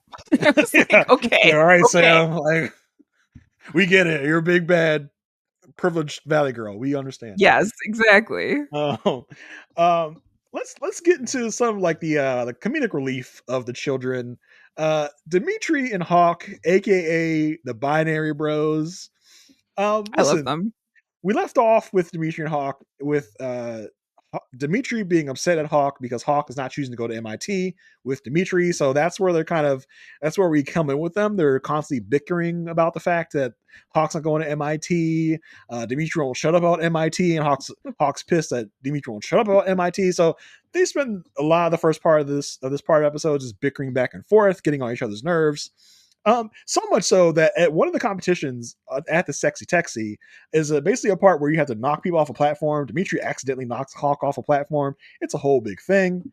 And at one of the moments in this part is where the kids go out and have a night on the town, and Hawk inadvertently gets Dimitri broken up with because Dimitri decided to go dance with a girl that is not his girlfriend. And Yeah, Dimitri. yeah, and Hawk is taking pictures of showing his girlfriend, and Dimitri's in the background, and Dimitri's girlfriend so happens to be with Hawk's girlfriend and sees that and breaks up with Dimitri right after that. So Dimitri's blaming Hawk, and Hawk, I love's like, listen, bro, if you don't want to face consequences, don't do messed up shit. Like, it's your fault, Yeah. Dimitri, not mine. Okay, like Yeah. Dimitri was a little insufferable in this part. Like, I usually am a big Dimitri fan, but he really got on my nerves in this part. Yeah, Hawk did nothing wrong. Yeah, He's right. Like if you don't want to get in trouble, don't do things. yeah, Like for that's real. that's pretty much how that goes. And also, I don't think that I mean, I wouldn't put it past Hawk, but I don't think Hawk's like sharing of these photos was for the intent to get No, Dimitri broken up with. It was just like, hey Moon, look what we're doing. This is what yeah, we're, over here. And of course, like they're besties. So they're gonna yeah. see. Yeah, so you know, so Reacher and Hawk are at an all-time low, but then there's this moment in the locker room right before the last competition where everybody just kind of mix up with everybody, and it's just like, Okay. I cried, Jason. I yeah, cried. I know you cried, I know you did, because there's this moment of everybody just like, this is the last time we're all going to fight together as one. Who are we? Miyagi no. Who are we? Miyagi no. And at this point, everyone's Hawk and Demetrius like, brother, my brother. And we're just like, okay, that was it. Like, there's no real like come to Jesus That's moment. You it. just guys just gonna make up. But okay, that's fine. That's it. We get to see them have fun in the tag team competition where they keep tagging each other in and helping each other win. So that was fun. So Hawk, who I usually love, who has really gotten some good material in the Cobra Kai, it was really kind of given the short shrift in this Yeah. part here. So that was Yeah, pretty because much Hawk was another one who's gone like Cobra Kai, yeah, Miyagi Do. Like he was he was an Eagle Fang too. yep, Like he was everywhere. So we did get a lot of character development from him. But I am glad that the story, at least maybe with this part of his story with Dimitri kind of like wrapped up in a bow, maybe in part 3 we can get a little bit more like where is he going to college? yeah, What's gonna go? What's happening with him? Is he gonna keep doing karate? Is he 45 and owns something? Like I don't know how old he is. But I hope now that this is out of the way, it makes yeah. some room for some I'm more excited stuff. to see where we end up with him because I feel like he was one of the standout characters of Cobra Kai, and I feel like I feel like there was so much balance throughout this part that no one really got a lot of shine, right? Especially like with the Yeah, kids. yeah. We Um, did get a sound back though. We did get the oh caca. yeah, We the or he fights in I the love brawl. it. Yeah. I love Uh, it. let's move on. I kind of grouped a whole bunch of people in this segment Yeah. of the Kenny, Devin, Anthony, and Amanda segment. So we kind of went over Devin freaking out about her not being good enough to be in this competition, or how she was feeling really bad about laxing Kenny and making him the focus of what they called shit butt memes in on the internet, because making him crap himself when they were doing the competition Yeah. for who was able to come to the Seki Teki. So we talked about she opened up to Johnny about what she did. So she, as part of her, I don't know, making up for that, she when we were talking about the platform competition where they're knocking people off the platform, she literally sacrifices herself for the team to ensure that someone else doesn't get taken out. I like how, this is when Johnny was assigned to be a better sensei. He's like, good sacrifice, Lee. Good job. It's like, okay, that's not really the point of the competition, but all right, cool. All right. Um, so when Johnny and Miguel have to rush back to LA to be with Carmen, as you said, Johnny does call Amanda. He's like, listen, get Kenny to get over to Barcelona because we all know how easy it is to get a plane ticket to Barcelona. So get him over to Travel Barcelona. by map. Yeah, get that boy over to Barcelona to help the team out. So Amanda goes to Kenny's house. She's like, listen, the team really needs you. He's like, nah, bro. Like, you know what they did to me? They made me shit myself. They made me the focus of shit but memes. And your son, Anthony, is the one that did it. Because listen, Kenny and Anthony have had quite the battle, the feud, the war going on between them since Kenny has come on the scene. When Kenny came on the scene, he was viciously bullied by Anthony, one of the worst LaRussos there are out there. So he was viciously bullied by Anthony. So they have this thing going. So he assumes that Anthony is the one that put the laxative in his drink to make him poop himself and lose the Sekai Tekai spot. So Amanda, knowing who her son is, wholeheartedly believes that Anthony is capable of this. So she basically shames Anthony. He's like, listen, why would you do that to that boy? You're going to go and apologize to him right now. Anthony's like, listen, lady, I understand why you think I did that, but I didn't do that. Like that part was not me. But he does go to Kenny. He's like, listen, my mom's making me apologize, even though I didn't do it.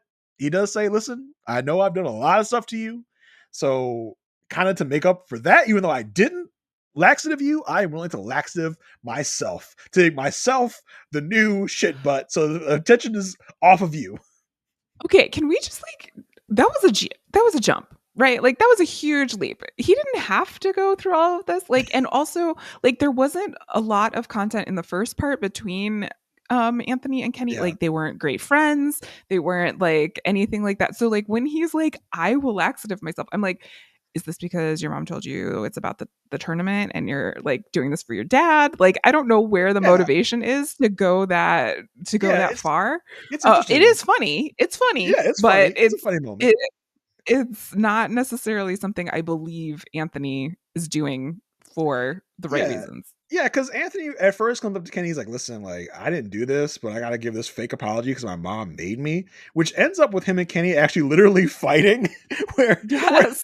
oh, Amanda's in the car. She like looking at her phone. She looks over, and Kenny and Anthony are fighting. She's like, fucking karate. Like, look, Amanda has had an ass full of karate. She is sick of karate being in her life to this extent. She's like, fucking karate. And literally breaks up the fight between Anthony and Kenny and literally like brings them into reality. He's like, listen, the reason Kenny needs to go to Barcelona is because Miguel's mom, her pregnancy is in real danger, right? Yeah.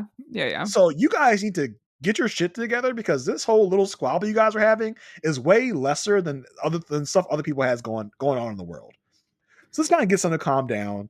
Anthony, I'm not sure where Anthony went or how he got there to get laxatives, but he shows me a couple laxatives. This is after Amanda and Kenny have like a heart to heart where Kenny's just like, yeah, Yeah. I don't know if I want to do it because like I don't know if I can face those guys again.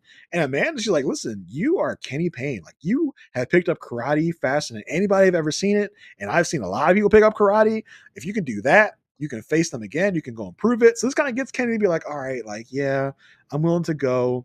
And this is when Anthony shows up with the laxatives. And in the middle of Anthony taking these laxatives, Devin calls Kenny and confesses all. She tells him she was the one that laxatived Kenny, and it was her fault. Which, as mad as Kenny was at Anthony, he's just like, oh, damn, okay, yeah, thanks for letting me know. And he's really just not even that mad at Devin. Like it's like, oh, no big deal. And Well, of because course, I mean, it's Devin, I guess. yeah, like Kenny and Devin apparently have this great relationship, which I don't think we've ever really seen before. But okay, fine. Um, but this is right. Like it's too late for Anthony. Anthony has laxative himself, so Kenny's just like, listen, man, we're all good. Like you need to go home. because you're gonna. I like how you put it. You're gonna want home field advantage for this shit. Yeah. Yeah. Yeah.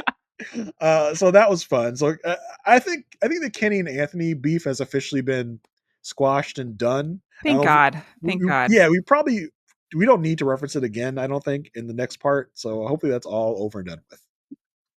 Yeah, I mean, the less Anthony we see is always Oh yeah, good, oh but yeah. it's even better when we're not talking about this situation between the Whenever two we're of talking them. about Anthony, I'm like, why can't we just Judy Winslow Anthony? Like, why can't we just like Oh, have him poor Judy have him Winslow. go upstairs and never come back down and pretend like he never existed, right? Like, but no, we from moment one we saw Anthony on Cobra Kai where he was like, I don't know, they have rapidly aged Anthony because like Yeah, they're we first like, saw Anthony, he was like 10, and now I feel like he's 16, and we haven't gone through 6 years of on the show. It's just like he was a shitty little kid. Now he's a shitty teenager, quite literally, yeah. actually, right now. So so I'm just like, can we just be done with Anthony altogether, please?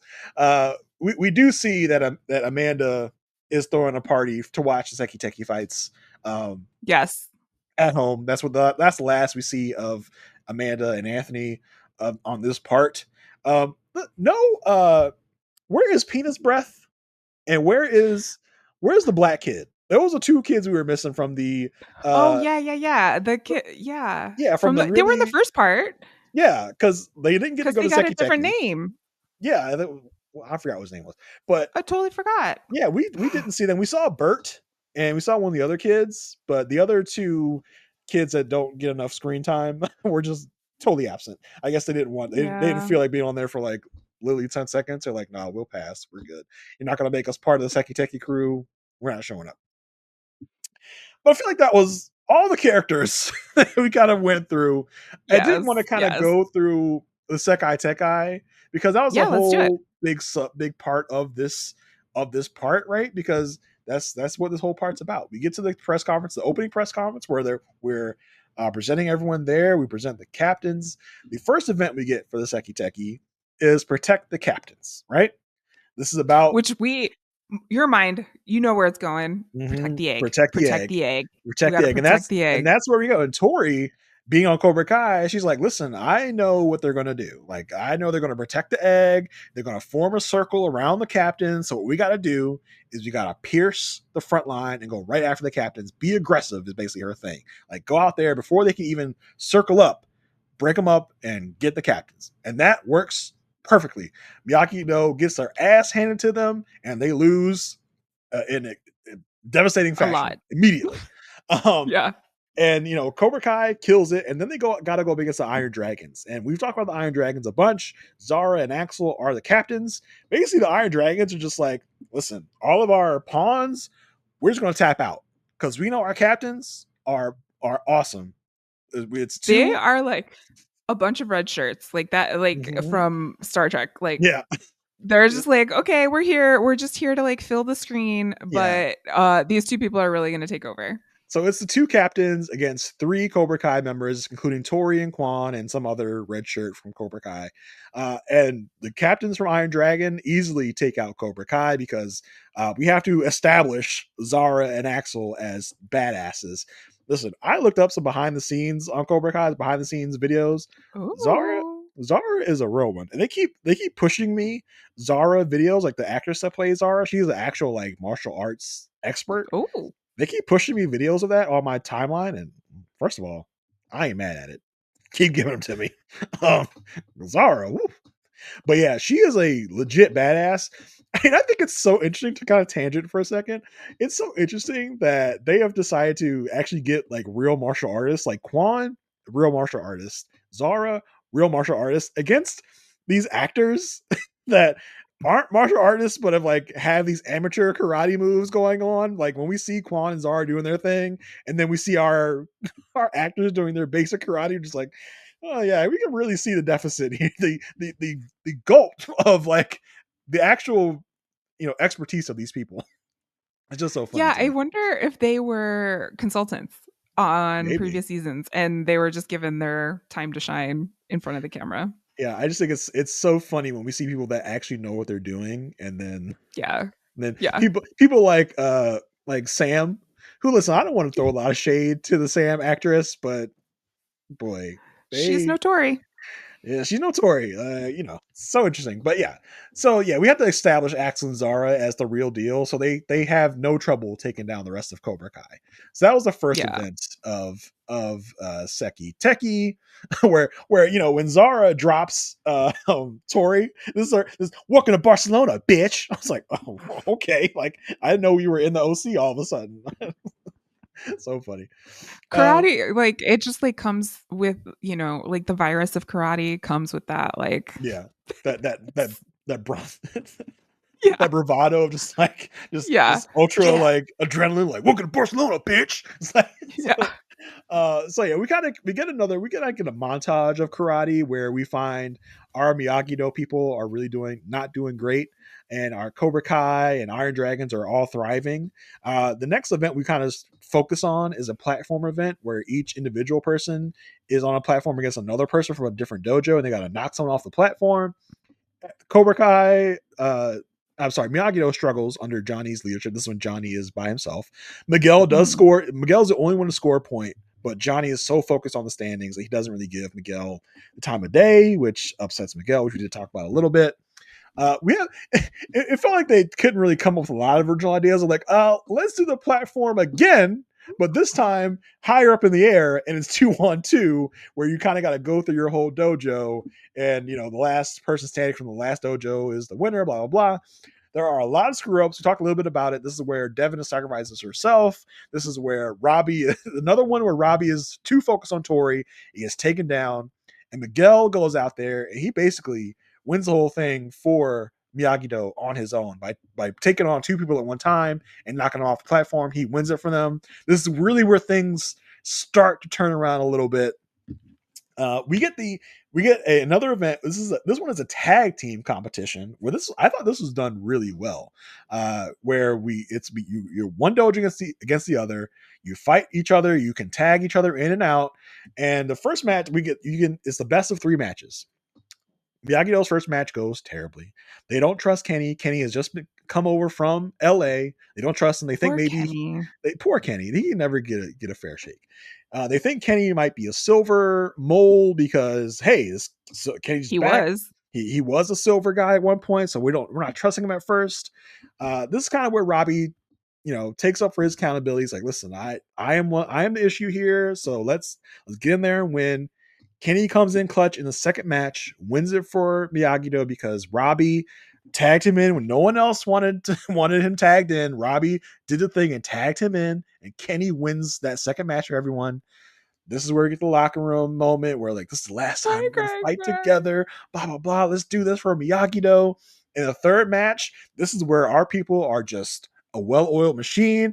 They are on their ish.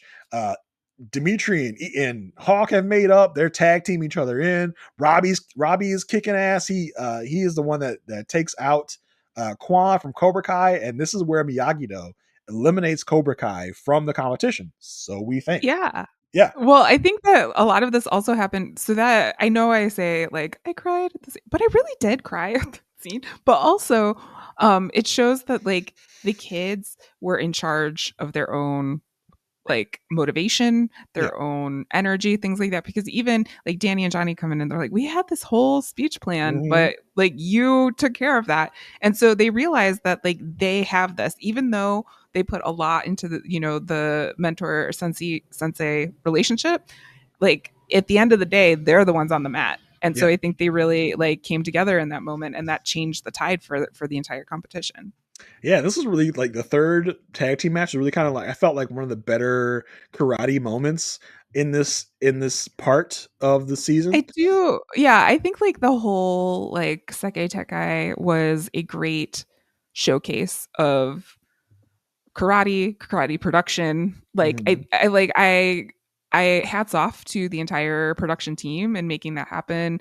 There's a lot of different cameras, different places, a lot of action happening, and we got to see all of it. And so I think it was just a way to, I hope it was a way to honor those people and let those people show off a little bit more than the actors that we see in front of our cameras all the time, because it does take a whole entire team to put something like this in front of our screens. And I just was like cheering those people on, cheering on the crew, the entire time. Very well done.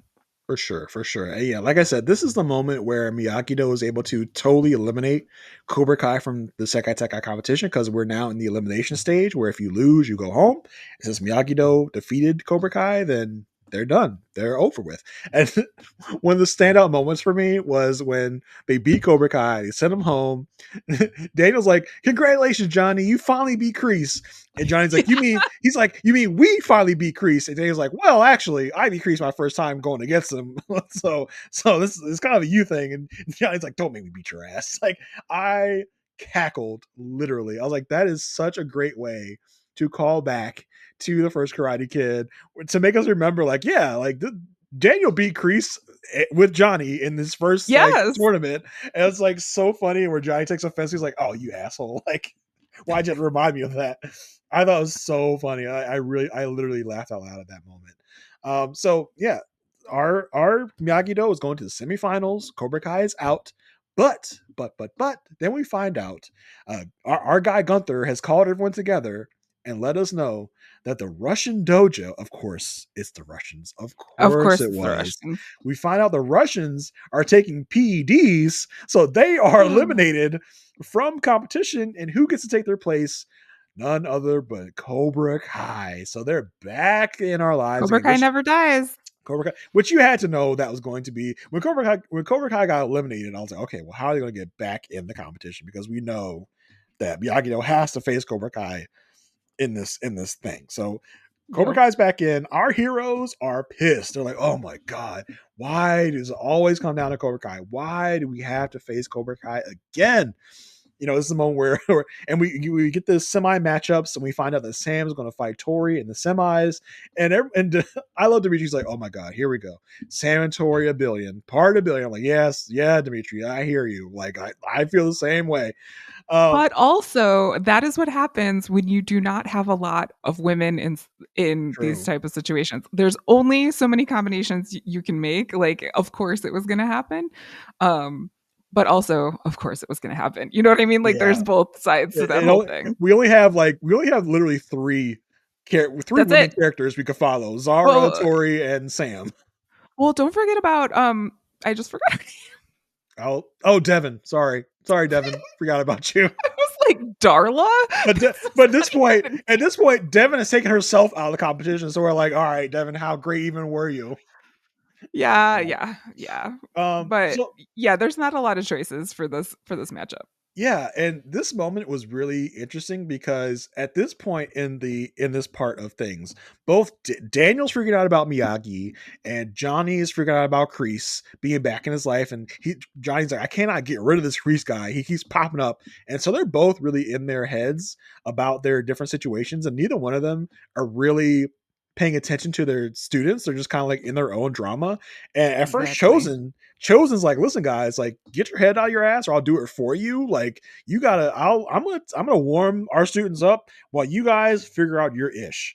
So at this moment, like, Johnny and Daniel are like walking on the beach, and they're like, what do we do? Like, I like Johnny's like, what we could do? We could hire some locals to kind of try and beat them up and try to get them warmed up. It's like Daniel's like, I don't think it's gonna work. I don't think it's gonna go well. And so they're literally just bitching about their own problems. And Miguel comes out. He's like, "What are you guys doing?" Like, he like literally gives him a pep talk. He's like, Johnny, did you take a scroggly little kid, and make him the All Valley champ in less than 6 months? No, I don't think so. Daniel, did you take a bunch of kids from the valley, save them from Kreese, and make a great dojo on your own? No, you didn't do that. You did that. You were the one that did that. You did that thing. Really get some like riled up, like, gets them back in their grooves. And Miguel kind of becomes like assistant coach Miguel, because at that point we love a montage. Y'all love we love a Me montage. too. A Okay, montage. and this show has had some epic, like Yeah. epic montages. This one was definitely like provided to us by the Barcelona Tourism Board. Yes, It for was sure. like everywhere that you could go in Barcelona. But I will always love a montage. And just to the Miguel of it all, he is definitely also like being parentified in this moment. He is having to become the parent to his parents in a way. Yeah, for It's like, sure. listen, guys, like snap out of it. Like, do you hear what you're saying? Just I will be the adult in the situation and pull Yeah. you together. Yeah, so he gets their heads out of their asses and gets them to start coaching. And like you said, the Barcelona tourism board is like, you want to go here, go here, here. Speaking of that, when we talked about Sam and Axel. Axel asks Sam, like, so where do you want it? Where are you looking to go? And Sam just starts like blurting out some Barcelona, like she got the asses. I want to go to Park Wow. I want to go do this, go do that. I was like, where did you get this like seasoning from? Where did you get this like? You all of a sudden want to know about Hey, Barcelona. here's the thing. There are white people who are actually Mexican. That's all I'm saying. As a white Mexican, when I speak Spanish, I sound like I know what I'm saying, which most times I do, but there are a lot of times that I don't. And it always throws people for a loop. So maybe, maybe she has some seasoning under there herself. Hey, maybe. But yeah, so we get our fighting montage, we get our training montage. We're ready for the semis. The semis start. Quan and Zara, we see both kind of dominate their Of course. matches. So they're moving on. Axel's Robbie's first match is against Axel. So Axel versus Robbie starts. Robbie at first is having a tough time because Axel has really great defense. He apparently also has really great offense because Robbie's kind of getting his ass handed to him at this point. And it's now like Robbie gets thrown into the Cobra Kai like bench or whatever. And so Hmm. Quan takes this moment to get a cheap shot in on Robbie. It would not be a karate tournament if someone didn't get a cheap shot in somewhere to have an unfair advantage. Eat the leg. Yeah, Yeah. Quan gets his cheap shot in on Robbie. This gets Miguel all riled up. Miguel starts coming over to break up Quan and Robbie, and that now Axel, who's also in the middle of the ring, starts beating up on Miguel because Miguel is with Sam, and Axel's upset about that. So that gets them fighting. That gets Gunther gets up to try and calm stuff down. He's literally like, "Hey guys, let's stop this."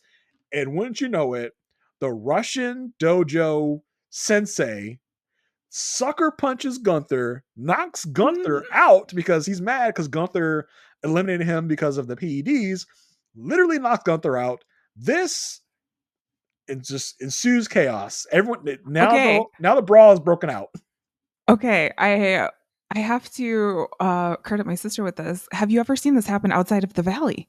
Like this is not It's typical outside of the San Fernando Valley of California. I mean, like this is surprising to me that it has gone no, worldwide. it's our people. Our people I are didn't the virus. They carry the karate virus. know. Oh, It's almost geez. like it's like The Walking Dead. Like I don't know if anyone else watches The Walking Dead, right?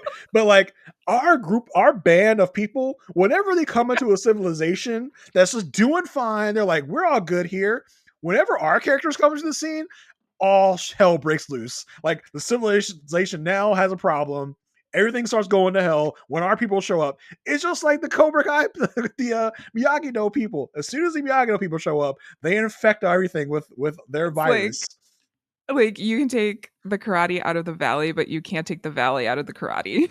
Yeah, like Like our kids and our adults carry the chaos gene with them. They infect people. This sexy texy, which usually goes on without a hitch every year, now yeah. our Miyagi people show up and everything goes to hell.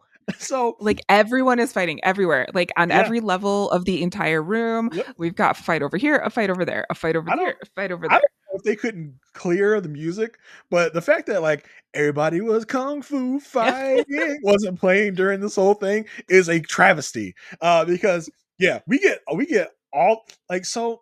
I'll say we have one of these every year, right? We get a Yeah, big yeah, yeah. ball scene. I I thought this is one of the weakest ones I because agree. it seemed just really random to me. Everyone was doing usually it's a lot more choreographed. Usually we have a lot more special moments, but this just seemed like just utter chaos everywhere. Well, and we had usually we also have a lot of build up into the situation. I think here Mm, we have like a lot of little fires and not yeah. one big bonfire Yeah, that's because we've good. got like Kreese is trying to Kreese is trying to kill Silver in the background, and Hmm. that to me Yeah. is like the most like urgent thing that's happening. But this is coming off of Binary Bros resolution, Hmm. Tori and Robbie resolution, Miguel resolution. Like it's coming off of so much resolution that it just doesn't land to a point. We've had all of these other fights have been like a huge ramp up into a situation, and then there'd be something silly like Stingray having to go pick up the people and bring them to the dojo. Yeah. Like we'll have Yeah. something there, some silly to distract us and then come back. Or what happened at Silver's house with like all of the old guys doing their Hmm. fight with the swords and Chosen almost dying, all of that. um but here it was just kind of like fight for the hell of it, Yeah. like we're just gonna fight to fight. We do have to like get to the end game of this fight, but I don't feel like that was, I mean, yeah, unless we're supposed to be taking away that like fighting is bad. What if Yeah. we're I don't trying, know. what if they're trying I to tell us this after and so many years? Yeah, and there were so many randos fighting. I'm just like, I don't care about the randos fighting, but I feel like the show wants me to care about the Yeah, randos fighting. And like, I still think the cream of the crop in this type of thing was the LaRusso house brawl. That yeah, still has not been that topped to was so me. good. That was really good. The one last season with the Cobra Kai dojo brawl was great. But this was kind of felt like not great because, as you said, it feels like this is kind of a finale moment for all the little stuff we got, right? Because we have Chosen saves Kim Dae-yoon at one point. We're like, oh yeah, that's a thing. We have Johnny fighting Wolf, and everyone's saving everybody. Daniel saves Johnny Yeah, from Wolf. Like, okay, that's fun. That's cool. And like you said, Kreese goes after Silver. He finds out his knife is missing because he's planning on stabbing the crap out of Silver, but his knife's yeah, not there. Silver starts to beat the crap out of Kreese, and once you know it, Johnny, after getting saved by Daniel, Johnny goes to save Kreese. So, which is an interesting moment, right? Because Johnny hates Kreese, yeah, and now yeah, Johnny's yeah, coming in to yeah. save Kreese from Silver. So really interesting, really great time Like there. you're bad, but not as bad as that guy. Yeah, yeah, and we also see like some of the other moments, like Robbie saves Tori from Zara, and Zara's like, "You're choosing her over me." It's like, was that even a question? Robbie's like, "It's like, yeah, it's not even close. Like, y'all had one hookup, and this is his girl. Like, okay, Zara, I don't know where you thought you were living, but okay."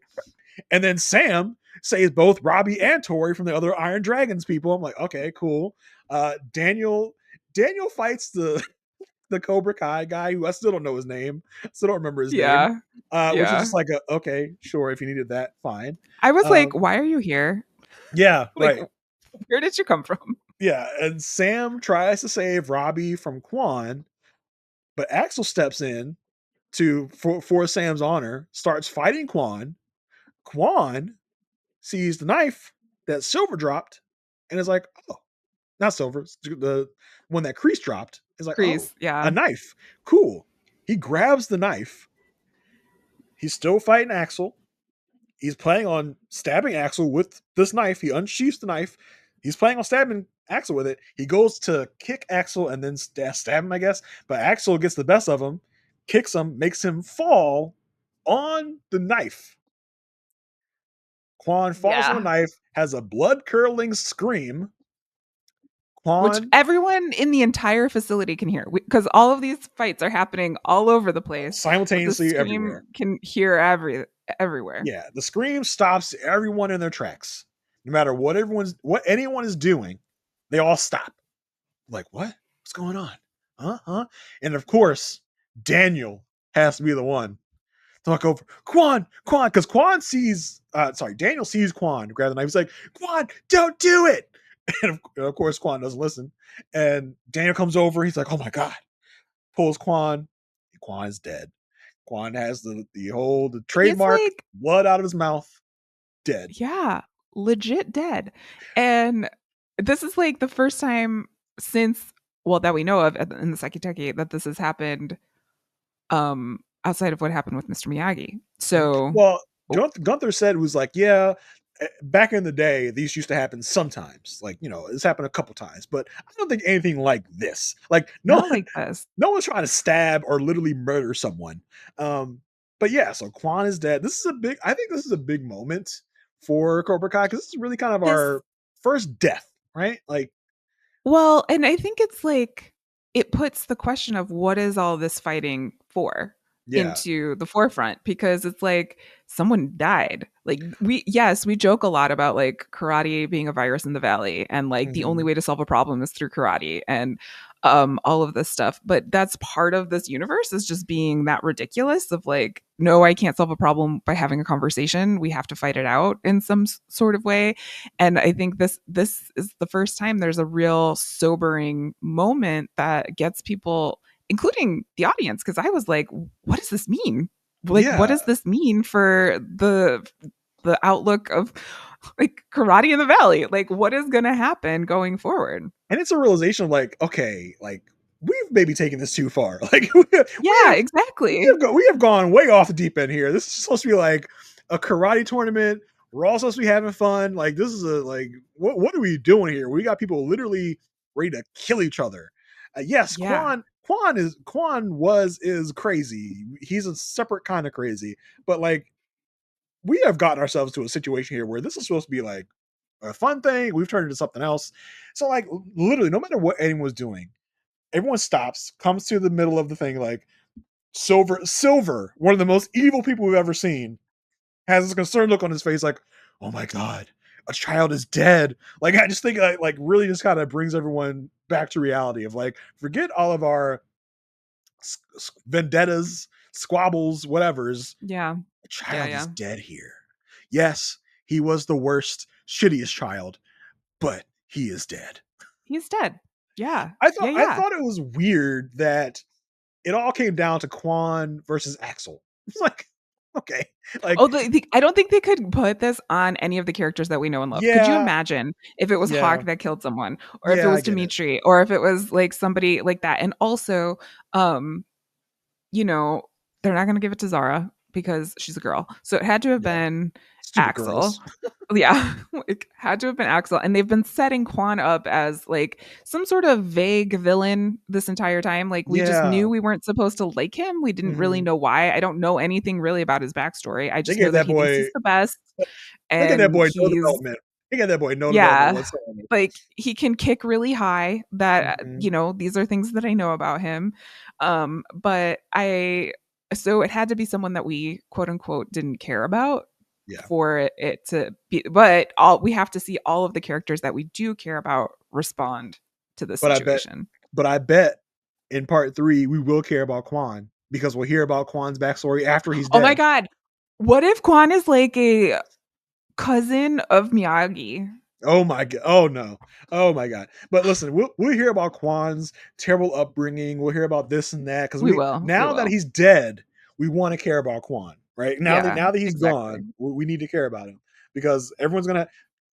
Let's look ahead a little bit at part three and say what we think part three is going to be about. How because this is going to be the last. This is the last 5 episodes of Cobra Kai Ever. ever. So what are we looking at as far as what do you think we're going to get in part three? Well, first of all, are we going to Ugh. finish? Are we going to finish the sexy texy, or are we going to call it a wrap? I I don't know. I'm of two minds because I could see them calling it and saying like it's just not worth it anymore. Like Mhm. let's not do this. But at the same time, that's not really Cobra Kai, and I do want there to be resolution for Tori, Yeah, and I want her to have her opportunity. And the fact that like we haven't seen that yet does lead me to believe that there will be some sort of modified Sekai Tekai. Like I feel like in the record books, Tori will win, but she will have an asterisk by her name. Like this is the one where I people died. I don't But think I they'll. don't like. I I don't think she'll know. win. Like I think we'll keep going.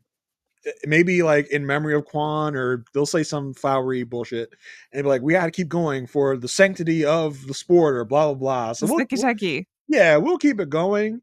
So I think because, like you said, we need a Tory win, right?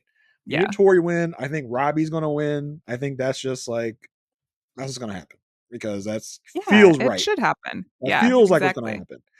Miguel Um, has won so many things he doesn't need to win anymore. Sam has won so many things. And yeah, as the show has said numerous times, they're both going off to fancy dancy colleges and like living right. their best lives, where I'm sure they will start their own karate dojos on the side. Yeah, I think the fact that Tori is a Cobra Kai representative also helps because I don't think it would have been right for both of our winners to come from the same Yeah, place. agreed. So I think that also helps the case of like Tori and Robbie are going to win. So yeah, I think we're going to continue Seki. I think the first episode of this third part will wrap up the Seki Teki because I think the last 4 episodes we're going to go back home. We're going to wrap up our characters' lives. We're going to get a wedding. We're going to get a birth. All that stuff. Do you think we're going to Okinawa for an episode Hmm. To do what? to The find out about the Miyagi storyline? Yeah. Maybe see Julie. Ooh. Maybe like like I just feel, and also the Kimiko part of it all. Hmm. Like there, I think there is enough Okinawa stuff, and it is such a like important space in the Universe. Karate Kid universe. I could see it being like, we need, we're back, we're home, but I just can't let this sit. I have to go. So Yeah. like Interesting. penultimate episode or something like that. I could see that. Daniel at least is on a plane with maybe Chosen and maybe Yeah. Johnny. Who knows? That might be Yeah. cool. Daniel and Chosen maybe go over there. Yeah. We see, as Johnny called her, Kokomo. Yeah. um Yes. we spent some time with Kokomo. So yeah, I would be willing to give an episode to that. Yeah, I'll give an episode to Okinawa. Let's do that to wrap up some of Because that. I don't see Kokomo getting on a plane for Chosen, but I do see Yeah, I can see like that. she has no reason to come to the United States, Right. really, unless Other she's than chasing after madly in love yeah, Chosen. other than chasing after Chosen, because as we know, Yeah. flights in the Cobra Kai universe are very cheap, so we can go Yeah. anywhere anytime we want. So Less yes, expensive than Animal Crossing. But yeah, go there you ahead. go. Yeah, let's get the Miyagi story resolved. Let's get the Kumiko story resolved. Maybe you can maybe even do that in the penultimate episode. But I feel Yeah. like a lot of this is going to be focused on. I hope it's mostly focused on Johnny and what he and Carmen, the birth of the baby, all that good stuff. And for the kids, do you want to flash forward to see where the kids end up? I kind of do. Mainly because we've spent like I'd be okay if we didn't have it, but I Mhm. am very curious like if we do a flash forward, I want it to be like into their 30s or 40s. Like I don't Yeah. want it to be like into college. I want to see like where they end up You and you if they want new all you still want new stay actors. in the LA. Yeah. You want Uh-huh. new Yeah. actors to be like to be the Well, grown up they just did all version. that CGI. They can just CGI their faces. It's Yeah. fine. Listen, But I also wouldn't be mad at because this is an 80s property. I would not be mad at the trope of the 80s, 90s movies where you see the freeze frame of like freeze frame. Hawk is like Hawk later went on to do this and this and this and Yes. this and this. Yes. I would also I would take love that. it. I love that trope also as a 90s, 80s, 90s kid. So yeah, I just feel like we're going to see Miguel and Sam go to college. We're going to see. I would love for like Tori and Robbie to be like some big karate like big wigs. Do you think that they like get married and open their own Yeah, I dojo would. and do their own thing? I would be all for that because I think neither one of them have a true allegiance to Miyagi Do. So I can definitely see them parting from Miyagi Do, starting their own thing. Maybe they have a healthy rivalry with Miyagi Do, if Miyagi Do is even still a thing. I don't know I if don't know. Sam will take up the mantle of Miyagi Do or what. If Sam and Miguel get married, we're saying all this maybe, but probably the last moment of the show is like, all right, we're going off to college, and we don't get anything after that. Like Yeah, we don't get anything yeah. about the lives afterwards. Like no one's made up a new dojo or whatever. I would love if like Johnny, Robbie, and Sam started a dojo. I don't know. There's so many possibilities, so many things going on. That anything could be possible at this moment. Yeah, I think I'm just looking for good resolution. I don't like I want a happy ending. I Yeah, of course. want there to be closure to a lot of things. I know that this other movie thing is coming. I would like there to be 0.05% of that in this situation. There's I don't gotta be need some of there it. to doesn't need to be a big ramp up. I just need like a little sprinkle of like Yeah, what to expect in this situation. And I do think that we might find that if we end up going to Okinawa yeah. because of everything that movie is trying to do with tying together the different sides of the story. So we do know that there is a set piece from Cobra Kai that will show up in this new movie because one of the shots in the trailer for the new movie is Jackie Chan talking to Daniel in the like in Miyagi's old cabin that's Yeah, yeah, on yeah, Daniel's property. yeah, So we know at least that's gonna show up. I would just love just a mention, just something to acknowledge the Cobra Kai of it all, because I feel like the reason this Karate Kid movie is coming out is partly because Cobra Kai has brought it back into the zeitgeist, right? Brought it back into the mainstream. Like a lot of people remember this because Cobra Kai has come out and been successful in a way. So give me some acknowledgement, because we were already told when this whole Karate Kid movie was announced, like it's not from the same people as Cobra Kai. It's not going to be a Cobra yeah. Kai movie. It's going to be a separate entity. But just give us that acknowledgement that Cobra Kai has happened. And I don't know what's going on with McDaniel's hair in the new Karate Kid movie, He's but got a haircut for sure. they are trying to de-age Daniel because they Yeah. gave him some almost Justin Bieberish, early Justin Bieber hair, like this mop top of hair. I was like, what is going on with the hair choice here for Daniel? But I'm excited for what's to come in both Cobra Kai and the kind of unknown of this new movie and what it's going to bring to us. Yeah, that was part 2 of Cobra Kai season 6. Got one part to go, 5 more episodes before it's all over and done with. I'll be terribly sad to see Cobra Kai go, because most of all, Marissa, it's what brought you and I I together. It know. started our podcast journey. So really, it's kind of a special thing in both of our lives here. So I'll be sad to see it go, but glad that it was here and what it brought to me and to us as a Jason, whole. yes, I feel the same way. And I know if we could get through the end of This Is Us, we can get Yeah, through the for sure. end of Cobra Kai. But it will always, always have a special place in my heart because of what it has brought into my life. And Yeah, so, and I will always tell everyone's like, Cobra Kai, really? And I'm like, yes, Cobra Kai, give it a really? shot. Like, really? Watch Yeah, it. It is so worth it.